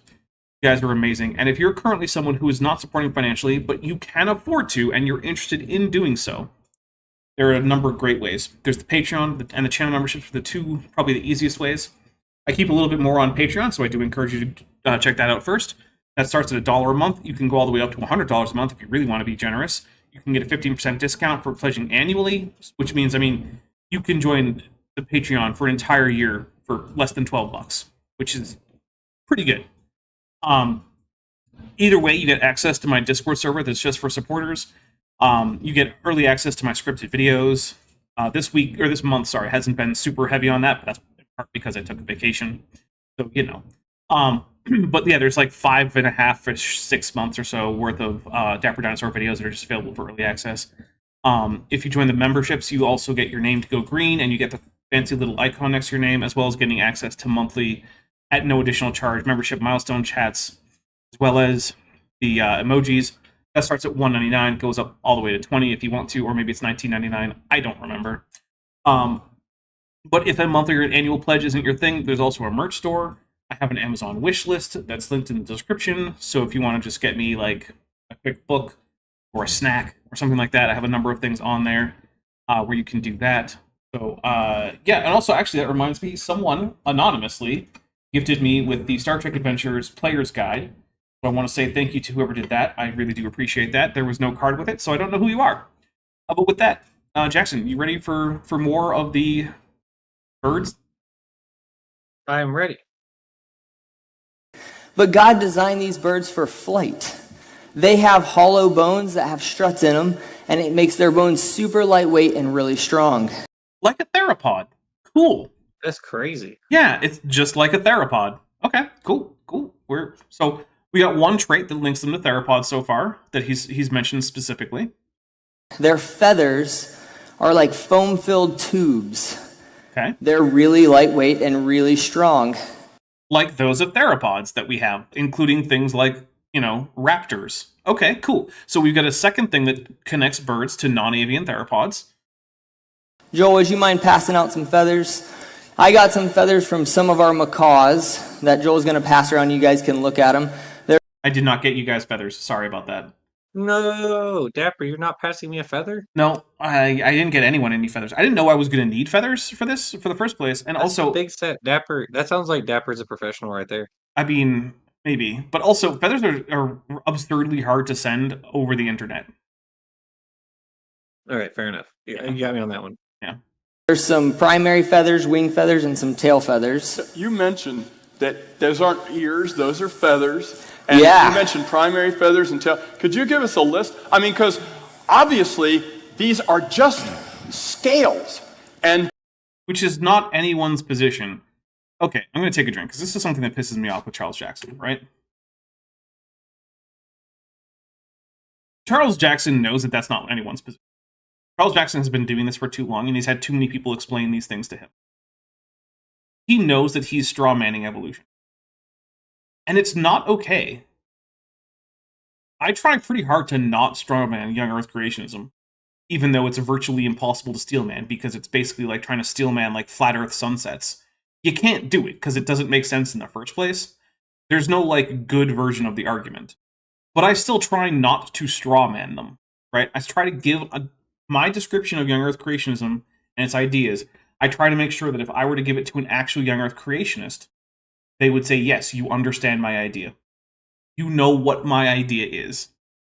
Charles Jackson seems to intentionally try not to do that with evolution. Let's see. Savage Bivalve Alpinist Cobra for $4.99 says, enjoyed the first Lexington episode and I figured I should contribute. Well, thank you very much. So I'll go in a quick little thing about that. So right now, as of last time I checked, I was 7 subscribers away from being able to turn on memberships and supers over on Top Hats Off. But I was also like several thousand few hours away from being able to do that. So if you are someone who likes my Star Trek Lexington show that I did on Top Hats Off, and we're doing again on Friday, and you would like to be able to support there, what I would ask that you do is make sure you're subscribed, and also just watch Top Hats Off stuff. Watch just a few different things, right? Like, turn on one of my playlists and just play it. Put it off in the background or in a different room. What I would ask that you don't do is mute it on YouTube, because YouTube can tell, and they won't count the watch hours. Bits of non-Jewish Asenes rage. Goodness. You know that's about raw Matt, right, Jackson? Say it one more time. Non-Jewish Essenes. Explain that one to me. Okay, so the Essenes were an ascetic separatist group of Jews in the Second Temple era. There we go. Okay. Who basically lived apart from the rest of the Jewish community and thought that the temple hierarchy was corrupt and were waiting for an apocalyptic battle between themselves and the forces of darkness in the form of the Roman military. And Okay. Ramat claims to be an ordained Essene, even though there are no Essenes left. He's not Jewish, and they didn't do ordinations. So He's just such an idiot. it's everything he says is the stupidest possible thing a human could say at that moment. That if you know if somehow, Dapper, Someone gets to like one of us gets to like write his gravestone or whatever. Everything he said was the stupidest thing ever. Would I think be the perfect gravestone? That's pretty darn good. I like that. Roshan of Hakugod's minion Keller for $4.99 says, we've got avian raptors and non-avian raptors. We know the former can go through successful parthenogenesis. Can the latter? Wait, do we have confirmed reports of parthenogenesis in birds? Not that I'm aware of. Yeah. Do you mean the latter can go through it, like in Jurassic Park? Because, I mean, as far as I know, we don't have confirmed parthenogenesis in either birds or any other dinosaur. My Unfinished Journey for $5 says, 10 years from now, I'll recall the Great Dapper Dinosaur Feather Riot. Almost as important as the Bell Riots. To get rid of all those districts. Alright, here we go. Sanctuary districts, specifically. Did you enjoy the Bell Riots there, Jackson? Jackson, I don't. You're not a big enough nerd to know what the Bell Riots are you? Is that a Star Trek thing? It is a Star Trek thing. I'm sorry, Dapper. I am not a Star Trek enjoyer. Jackson, one of these days we gotta sit you down, Clockwork Orange style, and force every single episode of every Star Trek show into your brain. I've seen like a handful of like Star Trek: The Next Generation episodes. I've seen the movies that have come out with Chris Pine, and like that's kind of it. Alex Markle says, Rob Mack could cosplay an awesome Fallout ghoul if he wanted to. Yeah, I mean, yeah. You're not wrong. Great. Well, that's what happens when you do breatharianism for any length of time. Roshan of Hakugod's minion Keller for $4.99 says, yes, we do. Chickens and raptors, condors go through it. Alright, so I'm gonna have to look into the condors thing. Okay. But chickens, I thought that chickens who laid eggs without mating just laid infertile eggs. They actually can lay eggs that can develop into like chickens. Is that actually true? I didn't know that. So of course, I'm hearing of this. Yeah. So hey, I don't know, maybe. I'm not a chicken expert, so wasn't there an observed instance of parthenogenesis in captive condors? That's the thing. I don't know. I'm unaware of it. Yes, condors have been seen recently to parthenogenesis. Okay, hey, cool. Can we get confirmation on the chickens though? Because I was very much under the impression that dormation. Yeah, I was very much under the impression that unfertilized chicken eggs just don't develop into any like embryo. Savage Bival Alpinist Cobra for $4.99 says, forcing someone to watch Threshold violates the Hague Convention. Look, Threshold is pretty bad, but I don't think it's the worst episode. But that's okay. Alright, here we go. Every scale looks the same, so, I mean, the feather... Every scale looks the same? Not true. What is this guy smoking? I was taking so down looks exactly the same as like your flight feathers because reasons but, like, I guess. Scales don't all look the same. Like pick up a snake, right? The head scales are distinct. Said scales. Yeah, I'm sorry. Yeah, the head scales are distinct from the scales on the back, which are distinct from the scales on the belly. Pick up like a green iguana, right? It has distinct facial scales. It has round cheek scales that are different. It has scales around the lips that are also different. It at least in males, they have a row of spines that are derived from scales. Those look different. It also has different scales on its belly. Like, scales do not all look the same. You would have had to do zero research to think that. Like, have you ever seen a lizard? That's it. That's all you need to do is look at a lizard. If you've seen a lizard, you know that not all scales look the same. That is incredibly dumb. Yeah, it's pretty dumb. And the thing is, Charles Jackson has seen a lizard at some point in his life, right? He has to. There's no way. And the thing is, it's not just that it's dumb. Because here's the thing, it's not stupid, right? It would be stupid if this were actually something he believed. He's just lying. Charles Jackson has seen a lizard. This man has a PhD. He managed to get through that, which requires some level of competence in things like research and problem solving. He's just lying. Others should all be the same too, just exactly. Even if it were true that scales were all identical, it would not follow that something that shared a common ancestor with scales as a morphological structure would also then be undifferentiated across the body. Those are not things that follow. Right? Like, I'm taking another drink. This guy is gonna... I'm gonna throw something. Goodness. Exactly. So feathers... What do you mean exactly? Dude, you're the guy who is keeping a zoo. You know that scales don't all look the same. Why are you buying into this? Why are you degrading yourself to this point? Okay, look. This is pretty dumb. I know that sometimes creationists watch this channel. And I know that most of you out there aren't willing to just lie like this. Right? But I want to know, why is it that so many, to the point of essentially it being a universal, of the professional young earth creationists giving talks, say things that I know they know better than to say? Why do I keep catching young earth creationist professionals lying blatantly about very easily checked things? What is it about creationism that requires so many creationists to lie to support it? And I've asked this question many times of creationists in my audience, and I have never actually had one of them actually give me a response. But please, if you're a creationist who's made it this far into this video, I want to know. I want you to tell me why you think it is that I keep catching young earth creationists saying things that they can't actually think are true. Why is it that Andrew Snelling will hide his students and research fellows in front of cracks in a rock that he says aren't there? Why is Charles Jackson just lying about scales? Like, what is happening right now? Why is this? Roshan of Hopgood's Minion Keller for $9.99 says Parthogenesis is unfertilized eggs of Coturnix chinensis, the Chinese painted quail, and the effect of egg clutch position on embryonic develop H.M. Parker et fem. Also, see what it cites. Well, hold on, though, but that's a painted quail. That's not a chicken. Now I'm all confused. Also, if you could DM that to me, that would be amazing, because I would, in fact, like it. Sounds very interesting. And, hey, 56%. We could get the fancy avatar. And if it goes high enough, we could even get Bent gets free pizza.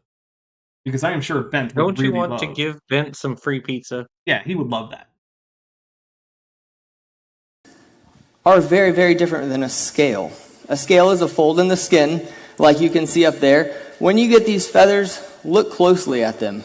They consist of the rachis, the shaft in the middle. It's rachis, but whatever. No, it's not. It's okay. It's from Greek, which means the CH should always be hard. Okay. Look, if you said rachis, I would also be okay with that. Okay. But rachis or rachis is always not going to be correct. But here's the thing, right? You know what feathers would be if they weren't different from scales? They'd be scales. In order to say that X and Y can't have an evolutionary relationship, pointing out that they're different doesn't help you. Because if they weren't different, then we wouldn't be talking about their evolutionary relationship. They'd just be the same thing. Yeah. So, I don't know why pointing out that scales and feathers have different structure is supposed to be a point against the evolution of feathers from scales. If they didn't have a different structure, then instead of saying that they had shared an evolutionary history, we just say they're the same structure. And we don't have to account for any kind of evolution, because there wouldn't be any evident morphological evolution, because they just be scales. It's like, does the creationists, again, creationists, you know that evolution is supposed to explain why things are different, right? You know that that's kind of the point. So pointing out that things are different can't on its own be a counterpoint to the thing that's purporting to explain why they're different. So this has to be a dishonest argument, if you understand evolution. So again, I have to ask you, does Dr. Charles Jackson just fundamentally misunderstand the most basic aspects of evolution? Or is he a liar? get your triangle beams in, guys, because, I mean, he can't be both well-informed and honest at this point. So, yeah. And then on each side, there's a vein. Each one of those veins has about 400 barbs, which are the tiny little things that come off. Each one of those tiny little hair-like structures that come off of that has about 800 barbules that stick off of that. So they branch this way, and then off of that, I don't have a picture with me, but they branch off again. And there's a built-in Velcro to those feathers. So if they get ruffled, if you want to look at it, you can kind of pull it apart. If you push it back together, it will zip back together. So when a bird gets ruffled, he can comb his feathers. And God's provided so many... I mean, that was all accurate, so I'll take a drink. I don't see how it's supposed to help. Cool. Yeah. If it's cool, it must have been God, obviously. But that's not an argument. That's just... like, okay. Also, I did just see that Roshana did, in fact, DM me, so thank you very much. I will be checking that out later. I really do appreciate that. Unique things to birds that allow them to keep their feathers in good shape. Birds have an oil gland on their back. It's like right here. Most do. Some lack it. Like cormorants and anhingas lack that. It's an uropygial gland. And yeah, not all birds have it, but most do. So I'll let it go. Most species have it. It's called the Uropygial gland. Yeah, it's close enough to how I pronounce it. And that gland secretes oil. Most commonly, you'll see a duck doing it. They reach back on their back and they comb through their feathers. They get oil on their beak. They comb it through their feathers. It'll zip them back together if they're messed up. And it waterproofs them. So that oil they comb... And that specifically is why anhingas and cormorants don't have it.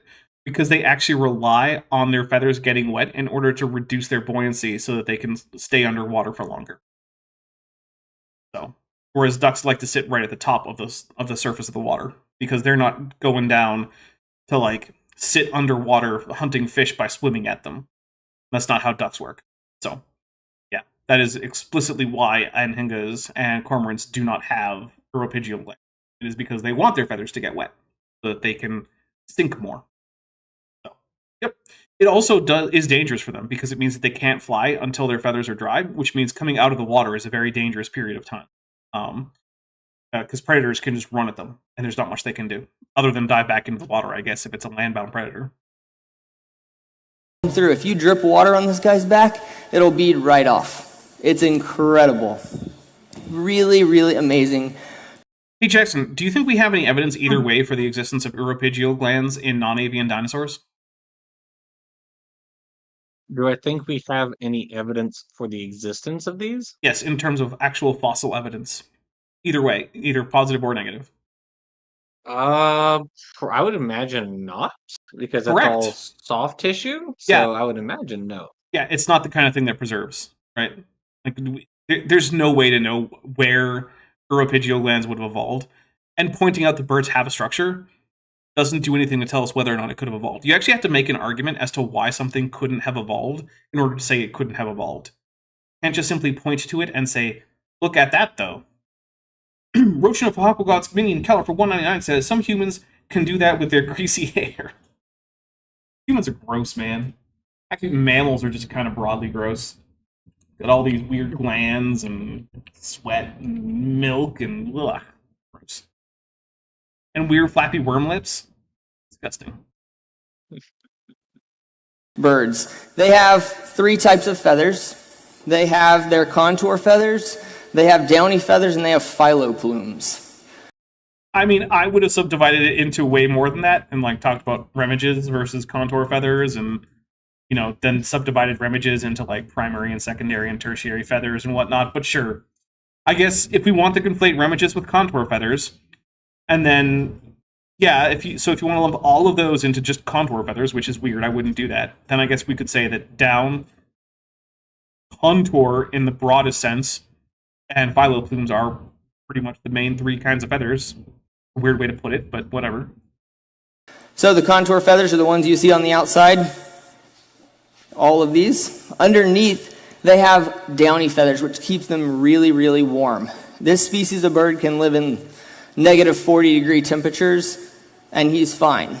I heard one keeper that lived up north.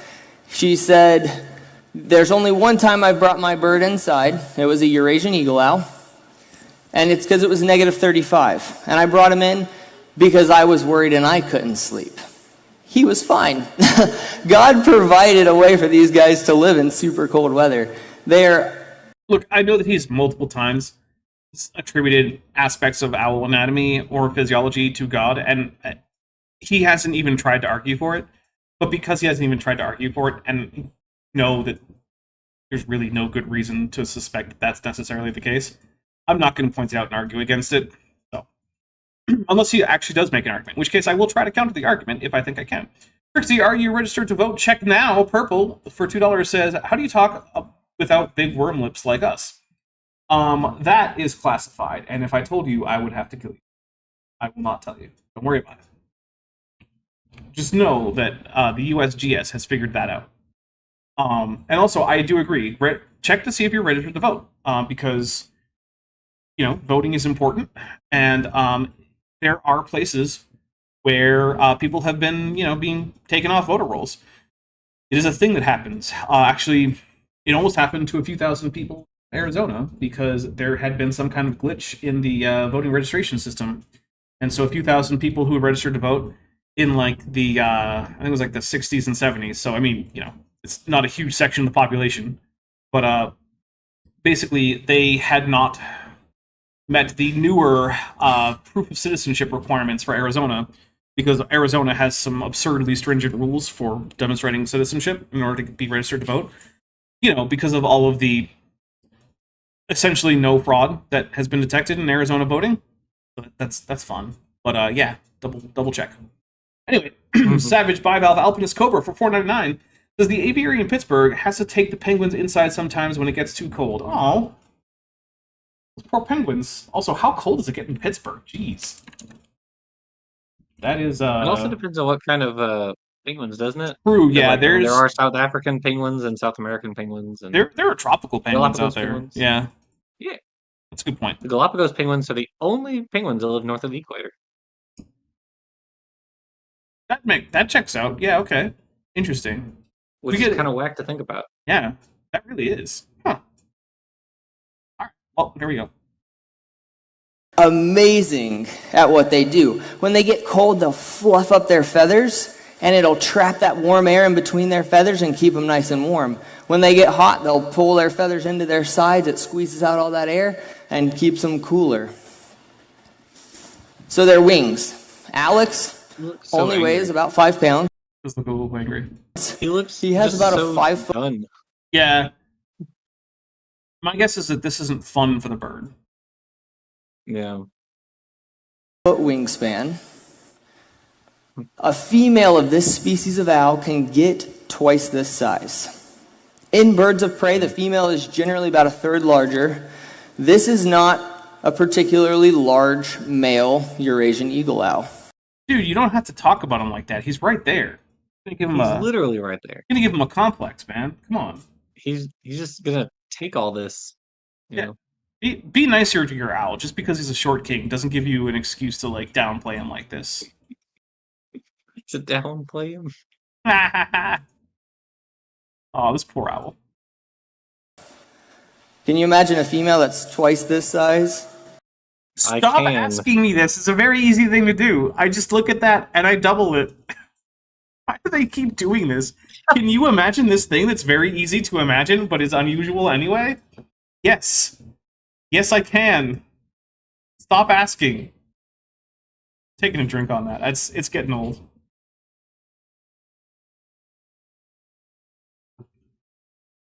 With close to a 7-foot wingspan? That would be incredible. I mean, no, that's the Hulk. It would be very credible because it would just be there. It would be the bird. You would have it. Roshan of Bahaku God's Minion Keller for $4.99 says he keeps describing things that mammals do too, like fluffing up their feathers to get warmer. Yeah, like with hair. Yeah, that's true. Mammals also do that. And also, even if they didn't, what's supposed to be my takeaway in terms of bird evolution? Hillhugger, who's been a member for 25 months, says, a wing and a miss from a creationist with a Godzilla. Yes. I'll take a drink for that. Thank you so much. When we get down to their feet are insane. Anybody, do you think my grip strength or his grip strength is stronger? I mean, very obviously his. What are we doing here? Why are we asking very easy questions about owls and then somehow thinking that that's going to be a point against the evolution of birds from dinosaurs? He's just very, intrigued by owls, and he wants to share how much he loves owls with everybody else. But to him, like, every fact about owls just blows his mind. He's like, well, that's fine. Wait a second. That on its Females own, are twice as big? that on its own doesn't bug me. But the problem is that this isn't supposed to be a presentation that's just, hey kids, come learn about owls. Which would be a fine presentation to have, right? Like, I'm not going to pretend that that wouldn't be something I'd be interested in. That'd be really, really cool. But, like, this is supposed to be, birds aren't dinosaurs, and here's why. And literally nothing he has said has even tried to counter that. Sorry. Someone just needs to tell him. I think what happened was, like, Charles Jackson got to him first and said, every cool fact you know about owls is evidence against evolution. Dapper, if we just went over there and told him, like, listen, man, every cool fact you know about owls is actually evidence in favor of evolution, he'd be like, oh, you're totally right, man. I've been 180 wrong degree this whole turn. time. Yeah. All right. Yep. Well, we'll have to find this guy. Let's see. Roshan of Pohako God's Meaning Color just gifted 5 Dapper Dinosaur memberships. Thank you so much. We'll take 5 drinks for that. 1, 2, 3, 4, and 5. Triceratops. Psalms Imaginary Chapter 2. Says, more owls, fewer yeks, please. I mean, I will say, owls are cooler than most yeks. Or probably any yeks. I mean, Peter's pretty cool. I like Peter. I like Todd Woods. Never talked to him, though. Maybe I should talk to him sometime. I should find a way to get him on the channel. Assuming that we can't. He might not be amenable to getting on opposing YouTube channels. I mean, maybe not. They're the upper echelon for, like, AIG, CMI, etc. They kind of tend to avoid that sort of stuff. Yeah, but he's an independent creationist. He's not actually working for any of them. Well, he might. You never know. I'm offended. I was an acrobat, guys. You're right. I fully believe that, honestly. That he was an acrobat? I fully believe that. He has a backstory. And it includes acrobatics. Are you about to start making fanfic about the creationist owl keeper? He also fights crime in Gotham. I got it. He works with Batman. Oh, DM the readest thou, or sorry, how readest thou wing says we're looking at the trees. Ah, yes. Okay, now I get it. This is just to look at the trees, except to look at the owls. Okay, that actually makes sense, and I hate that it makes sense. Dapper, he is Nightwing. He's got the owl. He was an acrobat. I mean, it all adds up. Yeah. No, it. He's literally Nightwing. Okay, well, now we know. Strength is 8 to 10 times the average human. 800 pounds per square inch. That makes these guys one of the strongest raptors in the world. You don't understand what 800 pounds per square inch feels like. When we were working with a great horned owl, which was smaller than this guy, and he was not nice. It had a broken wing, it was unreleasable, and we were training it. And my wife just got it on the glove, and it just laid down on her hand. This is a 3-layer glove, 3 cowhide layers. This is a very thick, it's an eagle gauntlet. Very thick, and it bruised her hand through the glove.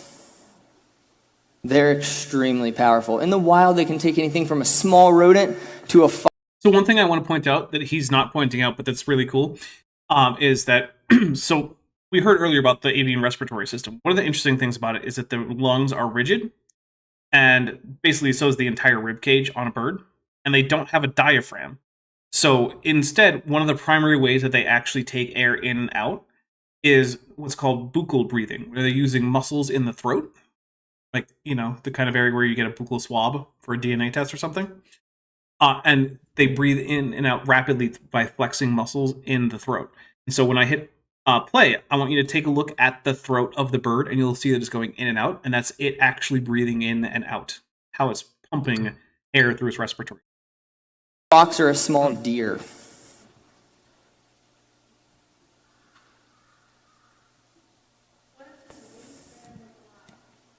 His wingspan? He has about a 5-foot wingspan.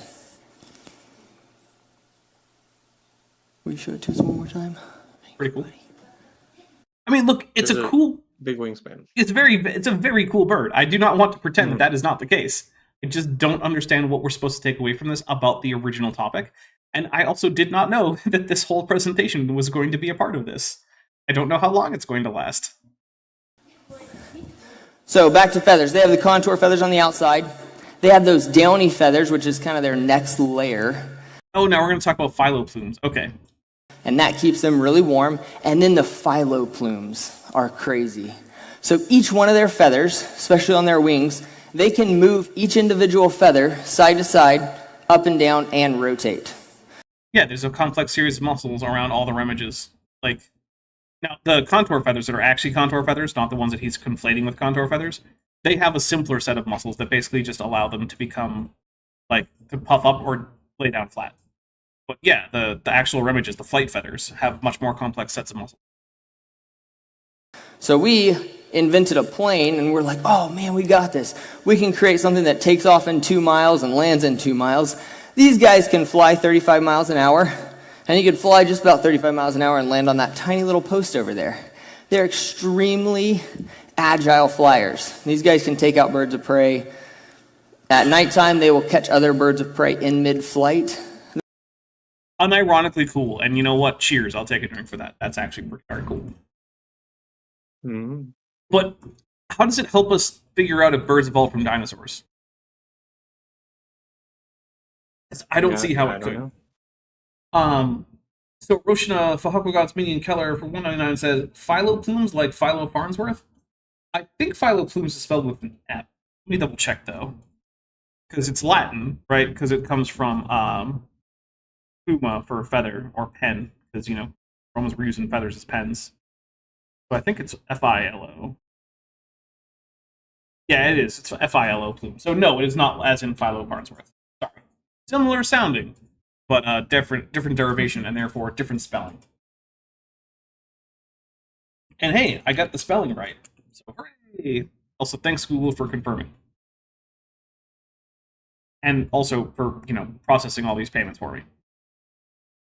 They're amazing. We cannot engineer something anywhere near what this bird can do. It doesn't. Okay, but you also didn't have 150 million years or so to work on it. So, it's fine. By the way, this is an argument that creationists will use fairly frequently, which is to say, well, humans couldn't make something this cool. Okay. And what conclusion do we draw from that? Because there's a lot of stuff that humans couldn't just make by crafting it with their hands or something, but that still exists in nature. So what? What does that mean? Does that mean that God made it? I don't see how. Because remember, the human capacity to make things changes over time. There was a time when humans couldn't make glass. Does that mean that obsidian has to be a miracle, and it can't actually be an igneous rock? No, it doesn't mean that. We know that obsidian is an igneous rock.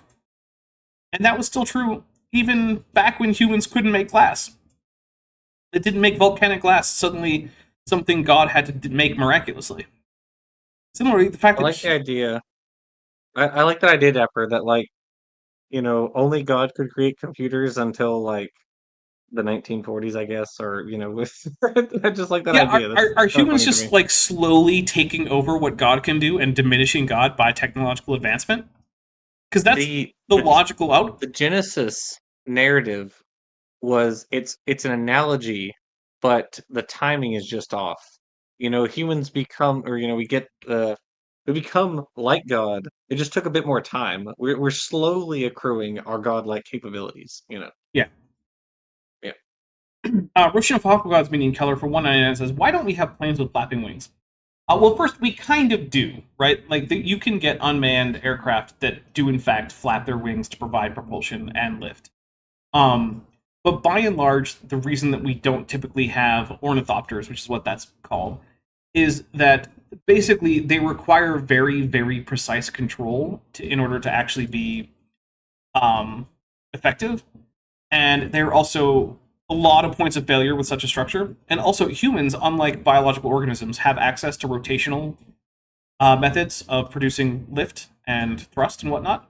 Basically, propellers can work and jets can work on an airplane, and they really can't in a biological organism, because you can't really have a rotor system in a biological organism. And so, as a result of basically that, it's easier to just do fixed wing and have rotors, or to do like a helicopter where the entire wings spin but don't flap. So basically, it's just harder to engineer an ornithopter than it is a fixed wing aircraft or a helicopter, is what it comes down to. It's not impossible. Humans could do it. It's just that there's no great reason to. It's easier and safer to just use rotors, and whether it be in jets, propellers, or helicopter blades. But that being said, like, it's not impossible. Humans could do it. We do it on drones. Like, there are drones that fly like birds. There are drones that fly like dragonflies. They exist. It's just that they're really only for like niche hobbyists. They're not really a practical. Because rotation is easier, right? It's sort of like why we have cars with wheels instead of having like AT-AT walkers to get us places. Why? It's easier to engineer a wheel. I want an ATT. Well, big one. Man, Yeah, I know. Not easy, is it? it's not. No. Yeah, basically, human-made machines can have rotation in ways that biological organisms can't. So humans take advantage of that. Just happened. This bird is designed. God thought. Nothing you have said has in any way been a positive indication of intentional design of this bird. I am just going to take a drink. You have to actually make an argument for that, right? You can't just come out with that as your conclusion and have that actually be a good point.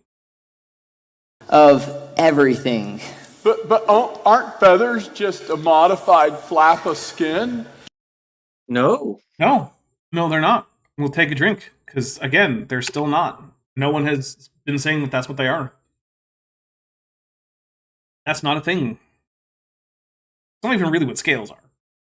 Just a modified flap of skin. So, going from a feather to a scale is impossible.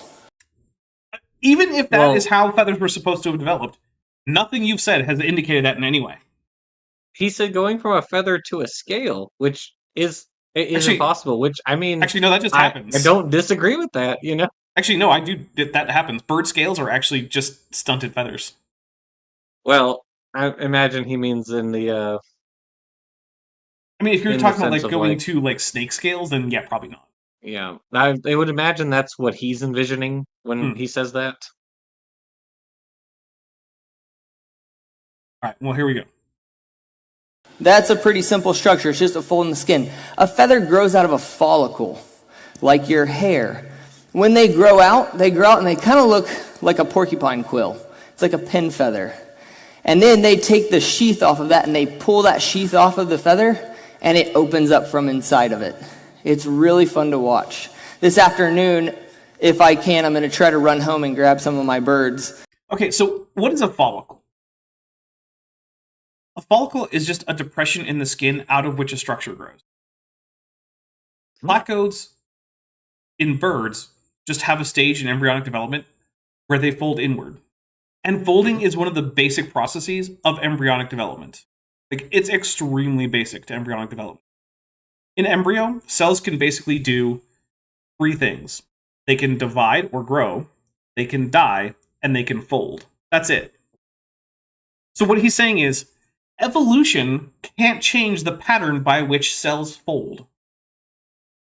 But that would just have to mean that genes can't change.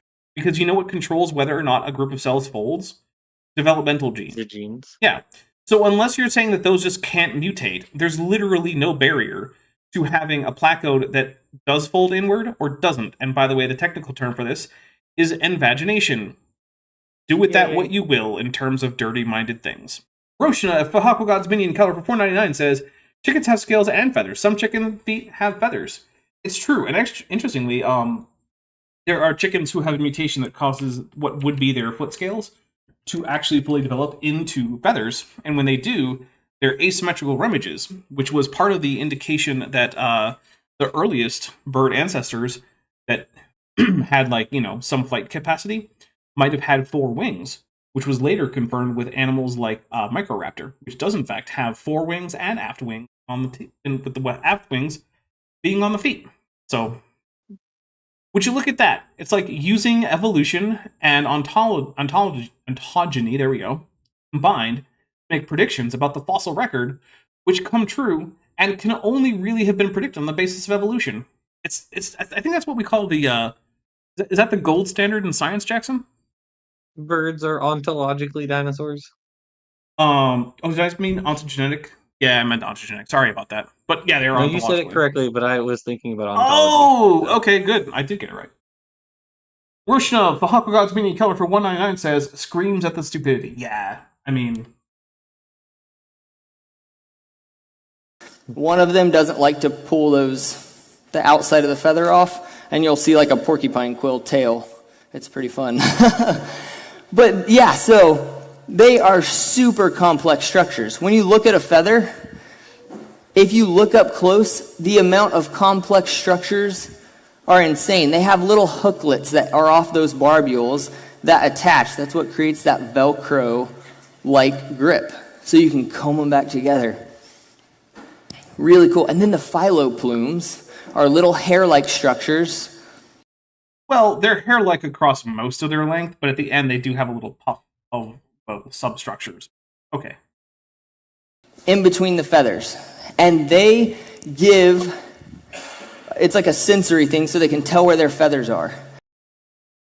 Okay, that is currently our best guess about what they're doing. It's not actually for sure, but it's a reasonable enough conclusion. And also, hey, the funding is at 69%. Nice. Nice. Now we just have to get it to 420%. Because they can move all those feathers. He has thousands of feathers.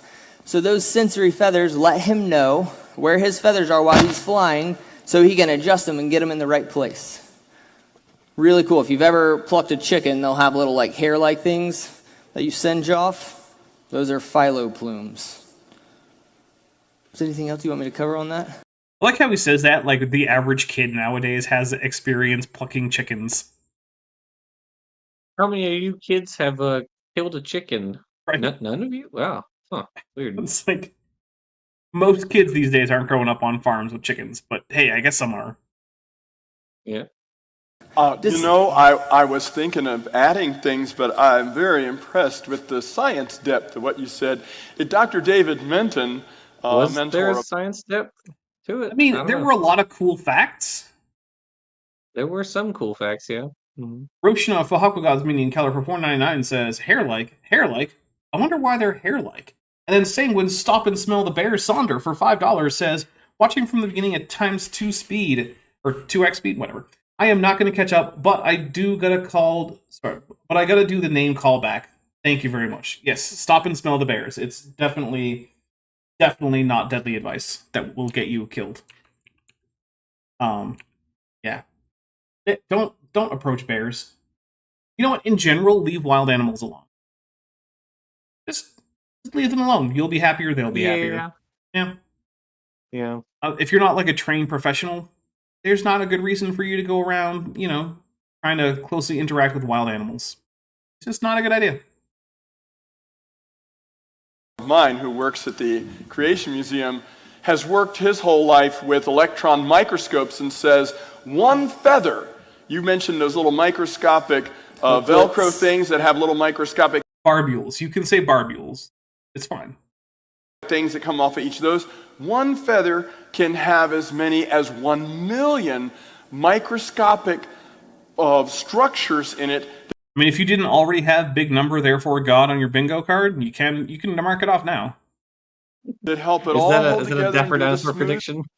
No, he's doing it right now, right? Like, the only reason he's talking about how many tiny barbules there are, as if repeating a structure over and over again is somehow, like, hard for biology, is because it's a really big number that lets him say, isn't that neat? Must be God.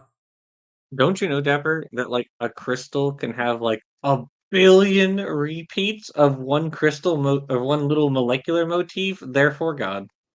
Well, I did know the first part. I feel like you might have skipped a few steps in your logical reasoning going from that to therefore God. But hey, what do I know? Fine. I'll work on it. It is absolutely not a form of medical advice to not smell bears. It is just regular old life advice. Right? Like, I feel like certain things that I guess you could say are kind of medical adjacent, like don't eat poison and don't smell bears. Like, I guess you could argue that it's medical advice. I don't consider it medical advice. I try not to give medical advice because I am not a doctor.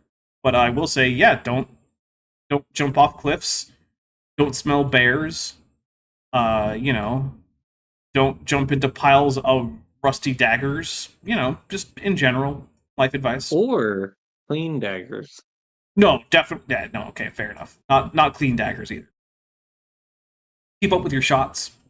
Seek a doctor if you actually do need medical advice. Thing that the bird's preening from their gland.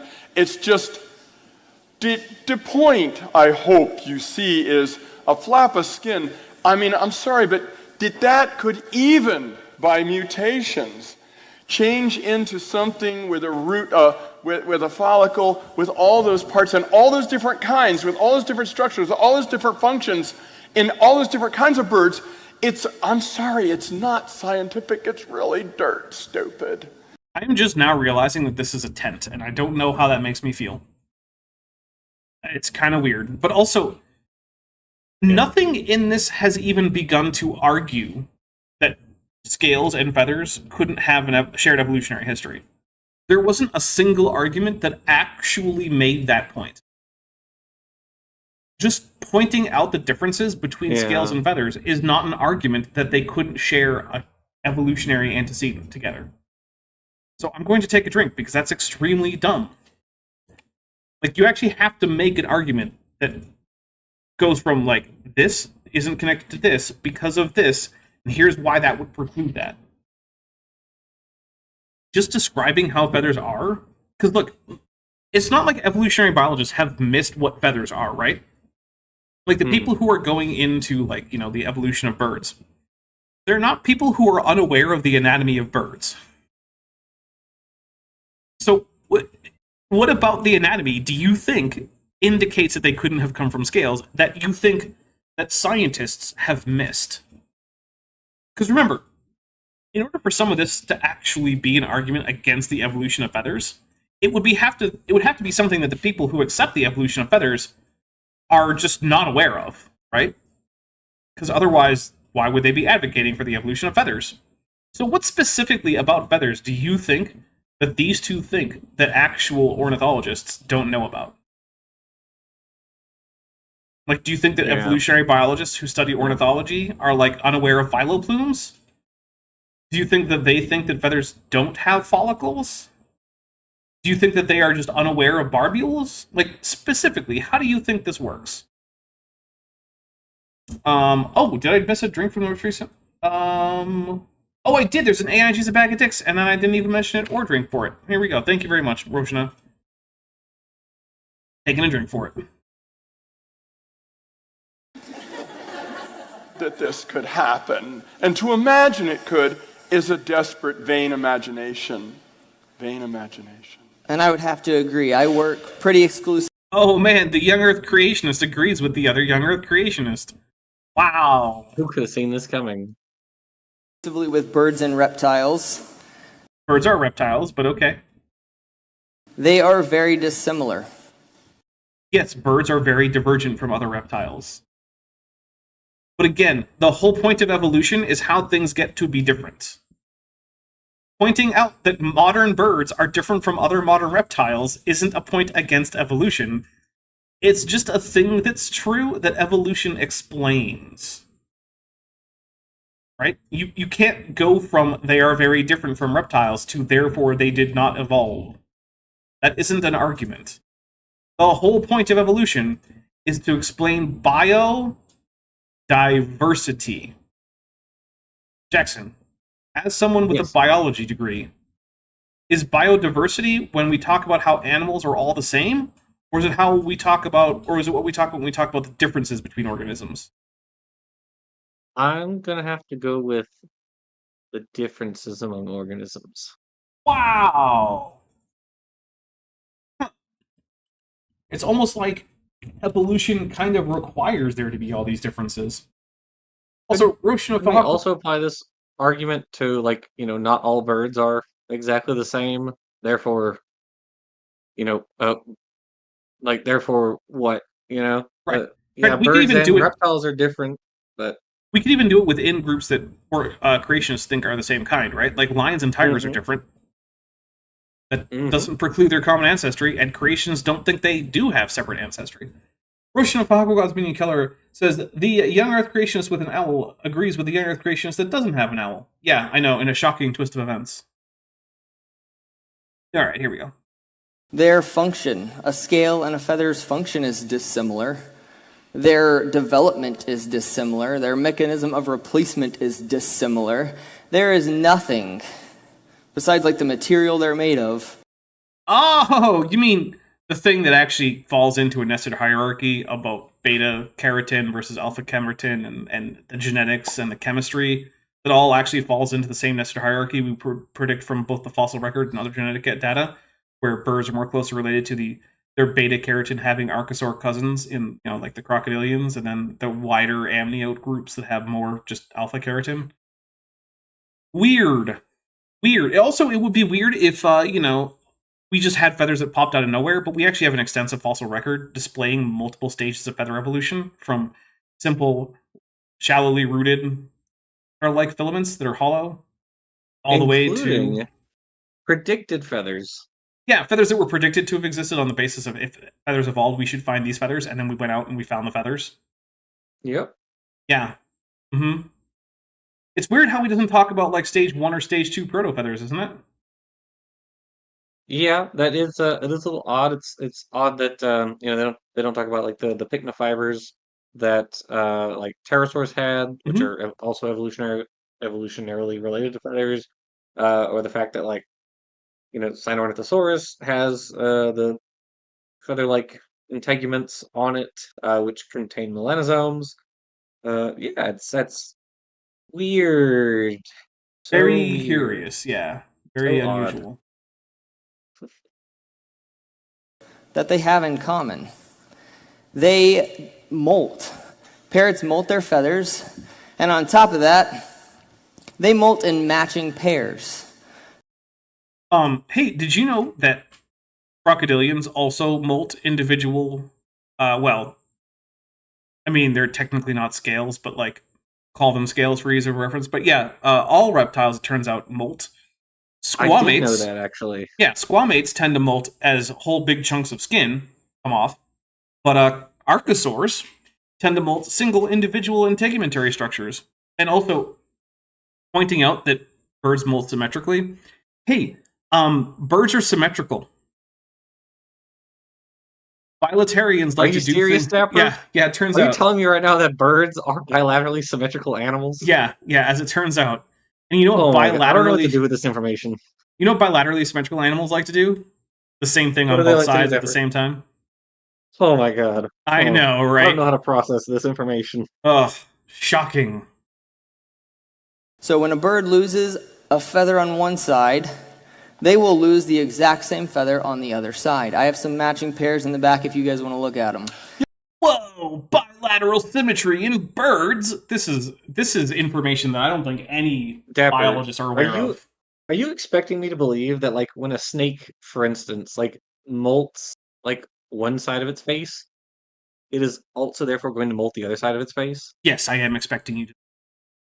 I don't This is too much for me right now. I know, It's too it much. seems very, very unlikely. And yet, it's true. Yeah, but don't reptiles molt too? Yeah, so reptiles Holy shed crap! Ugh. Holy crap! their skin. And so a snake, most species of snake will shed their skin, and it comes off in one piece. Yeah, what about the crocodilians? You think he'll mention the crocodilians? I think he's I'm going to willing skip to over bet it. no. Yeah, I think he's going to skip over it. But wait, we've gone over time. We kept going. So we'll We have sure to did. figure I wasn't going to stop you. We have to figure that out next time, because it is time to wrap things up. Unfortunately, I don't think we're getting a fancy avatar, nor do I think that Bent is getting any free pizza. But that's okay, because we got pretty close, and I really do appreciate that. So, Jackson, do you have anything you want to announce? On my Chanel, I put out the first scripted video in like almost 2 months, somewhere around 2 months, which was the grasshopper's tale. Mm-hmm. Yay! In which I talked about why races might be Whack. culturally real, And but are dumb. not biologically real. Yeah. So that was cool. That was fun. I got to read some neat papers about that. The next script is going to be the fruit fly's tale, in which I talk about. Do you want to guess what I'm going to talk about? The silverfish's tail. No, the fruit fly's tale is next. Oh. So do you know what I talk about with regard to fruit flies? Hawk's genes? Hawk's genes! Yeah, baby! We're I going to got talk it. about Hawk's genes and arthropod evolution, which is going to be super lit. RJ and I are working on Rocks Volume 2. I'm editing Chapter 2. Nice. So we're working our way through that.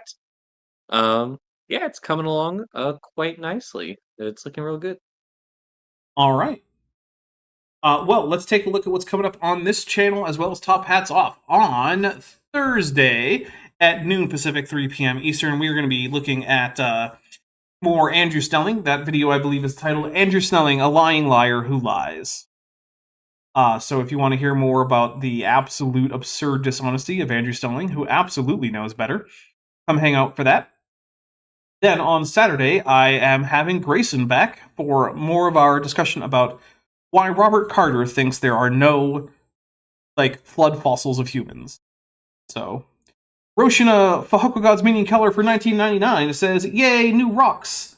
Well, thank you very much. That is also very generous. I really do appreciate it. Because, that puts us ever closer to a fancy new minion, or a fancy avatar. Oops, I screwed that one up. So that's going to be a Dapper. So there's a drink for Dapper's a Professional. We're so close to getting that free pizza for Bent. Oh well. So yeah, that's going to be on Saturday. Then on next Tuesday, we'll be back with Kent with Bent. I don't think Bent's going to be in a tutu this time, but I will double check. But I'm pretty sure he's no tutu. So let's see. And then that is about a week out. But also remember, on Friday at 5 p.m. Pacific, 8 p.m. Eastern, we're going to be doing Star Trek Lexington. The first episode was a lot of fun. It was a bit long, though. I think this one might be a little bit shorter. But yeah, another adventure for the crew of the USS Lexington, NCC 1709. So come hang out for that. There's already a next time on Star Trek Lexington video over on Top Hats Off if you want to get a preview of what that episode is going to be like. Other than that, if you are interested, you can hang out on the Discord server that I have for our supporters, and we're going to be watching episodes 5, 6, 7, and 8 of Power Rangers Jungle Fury, if that interests you. So I'll talk to all of you later. Thank you so much again for all your generosity, everybody, and I hope you all have a safe rest of the week. We will see you again on Thursday. Bye, everybody. Bye. Before you go, I'd like to just take a second to thank my channel members and patrons, especially those pledging $20 or above.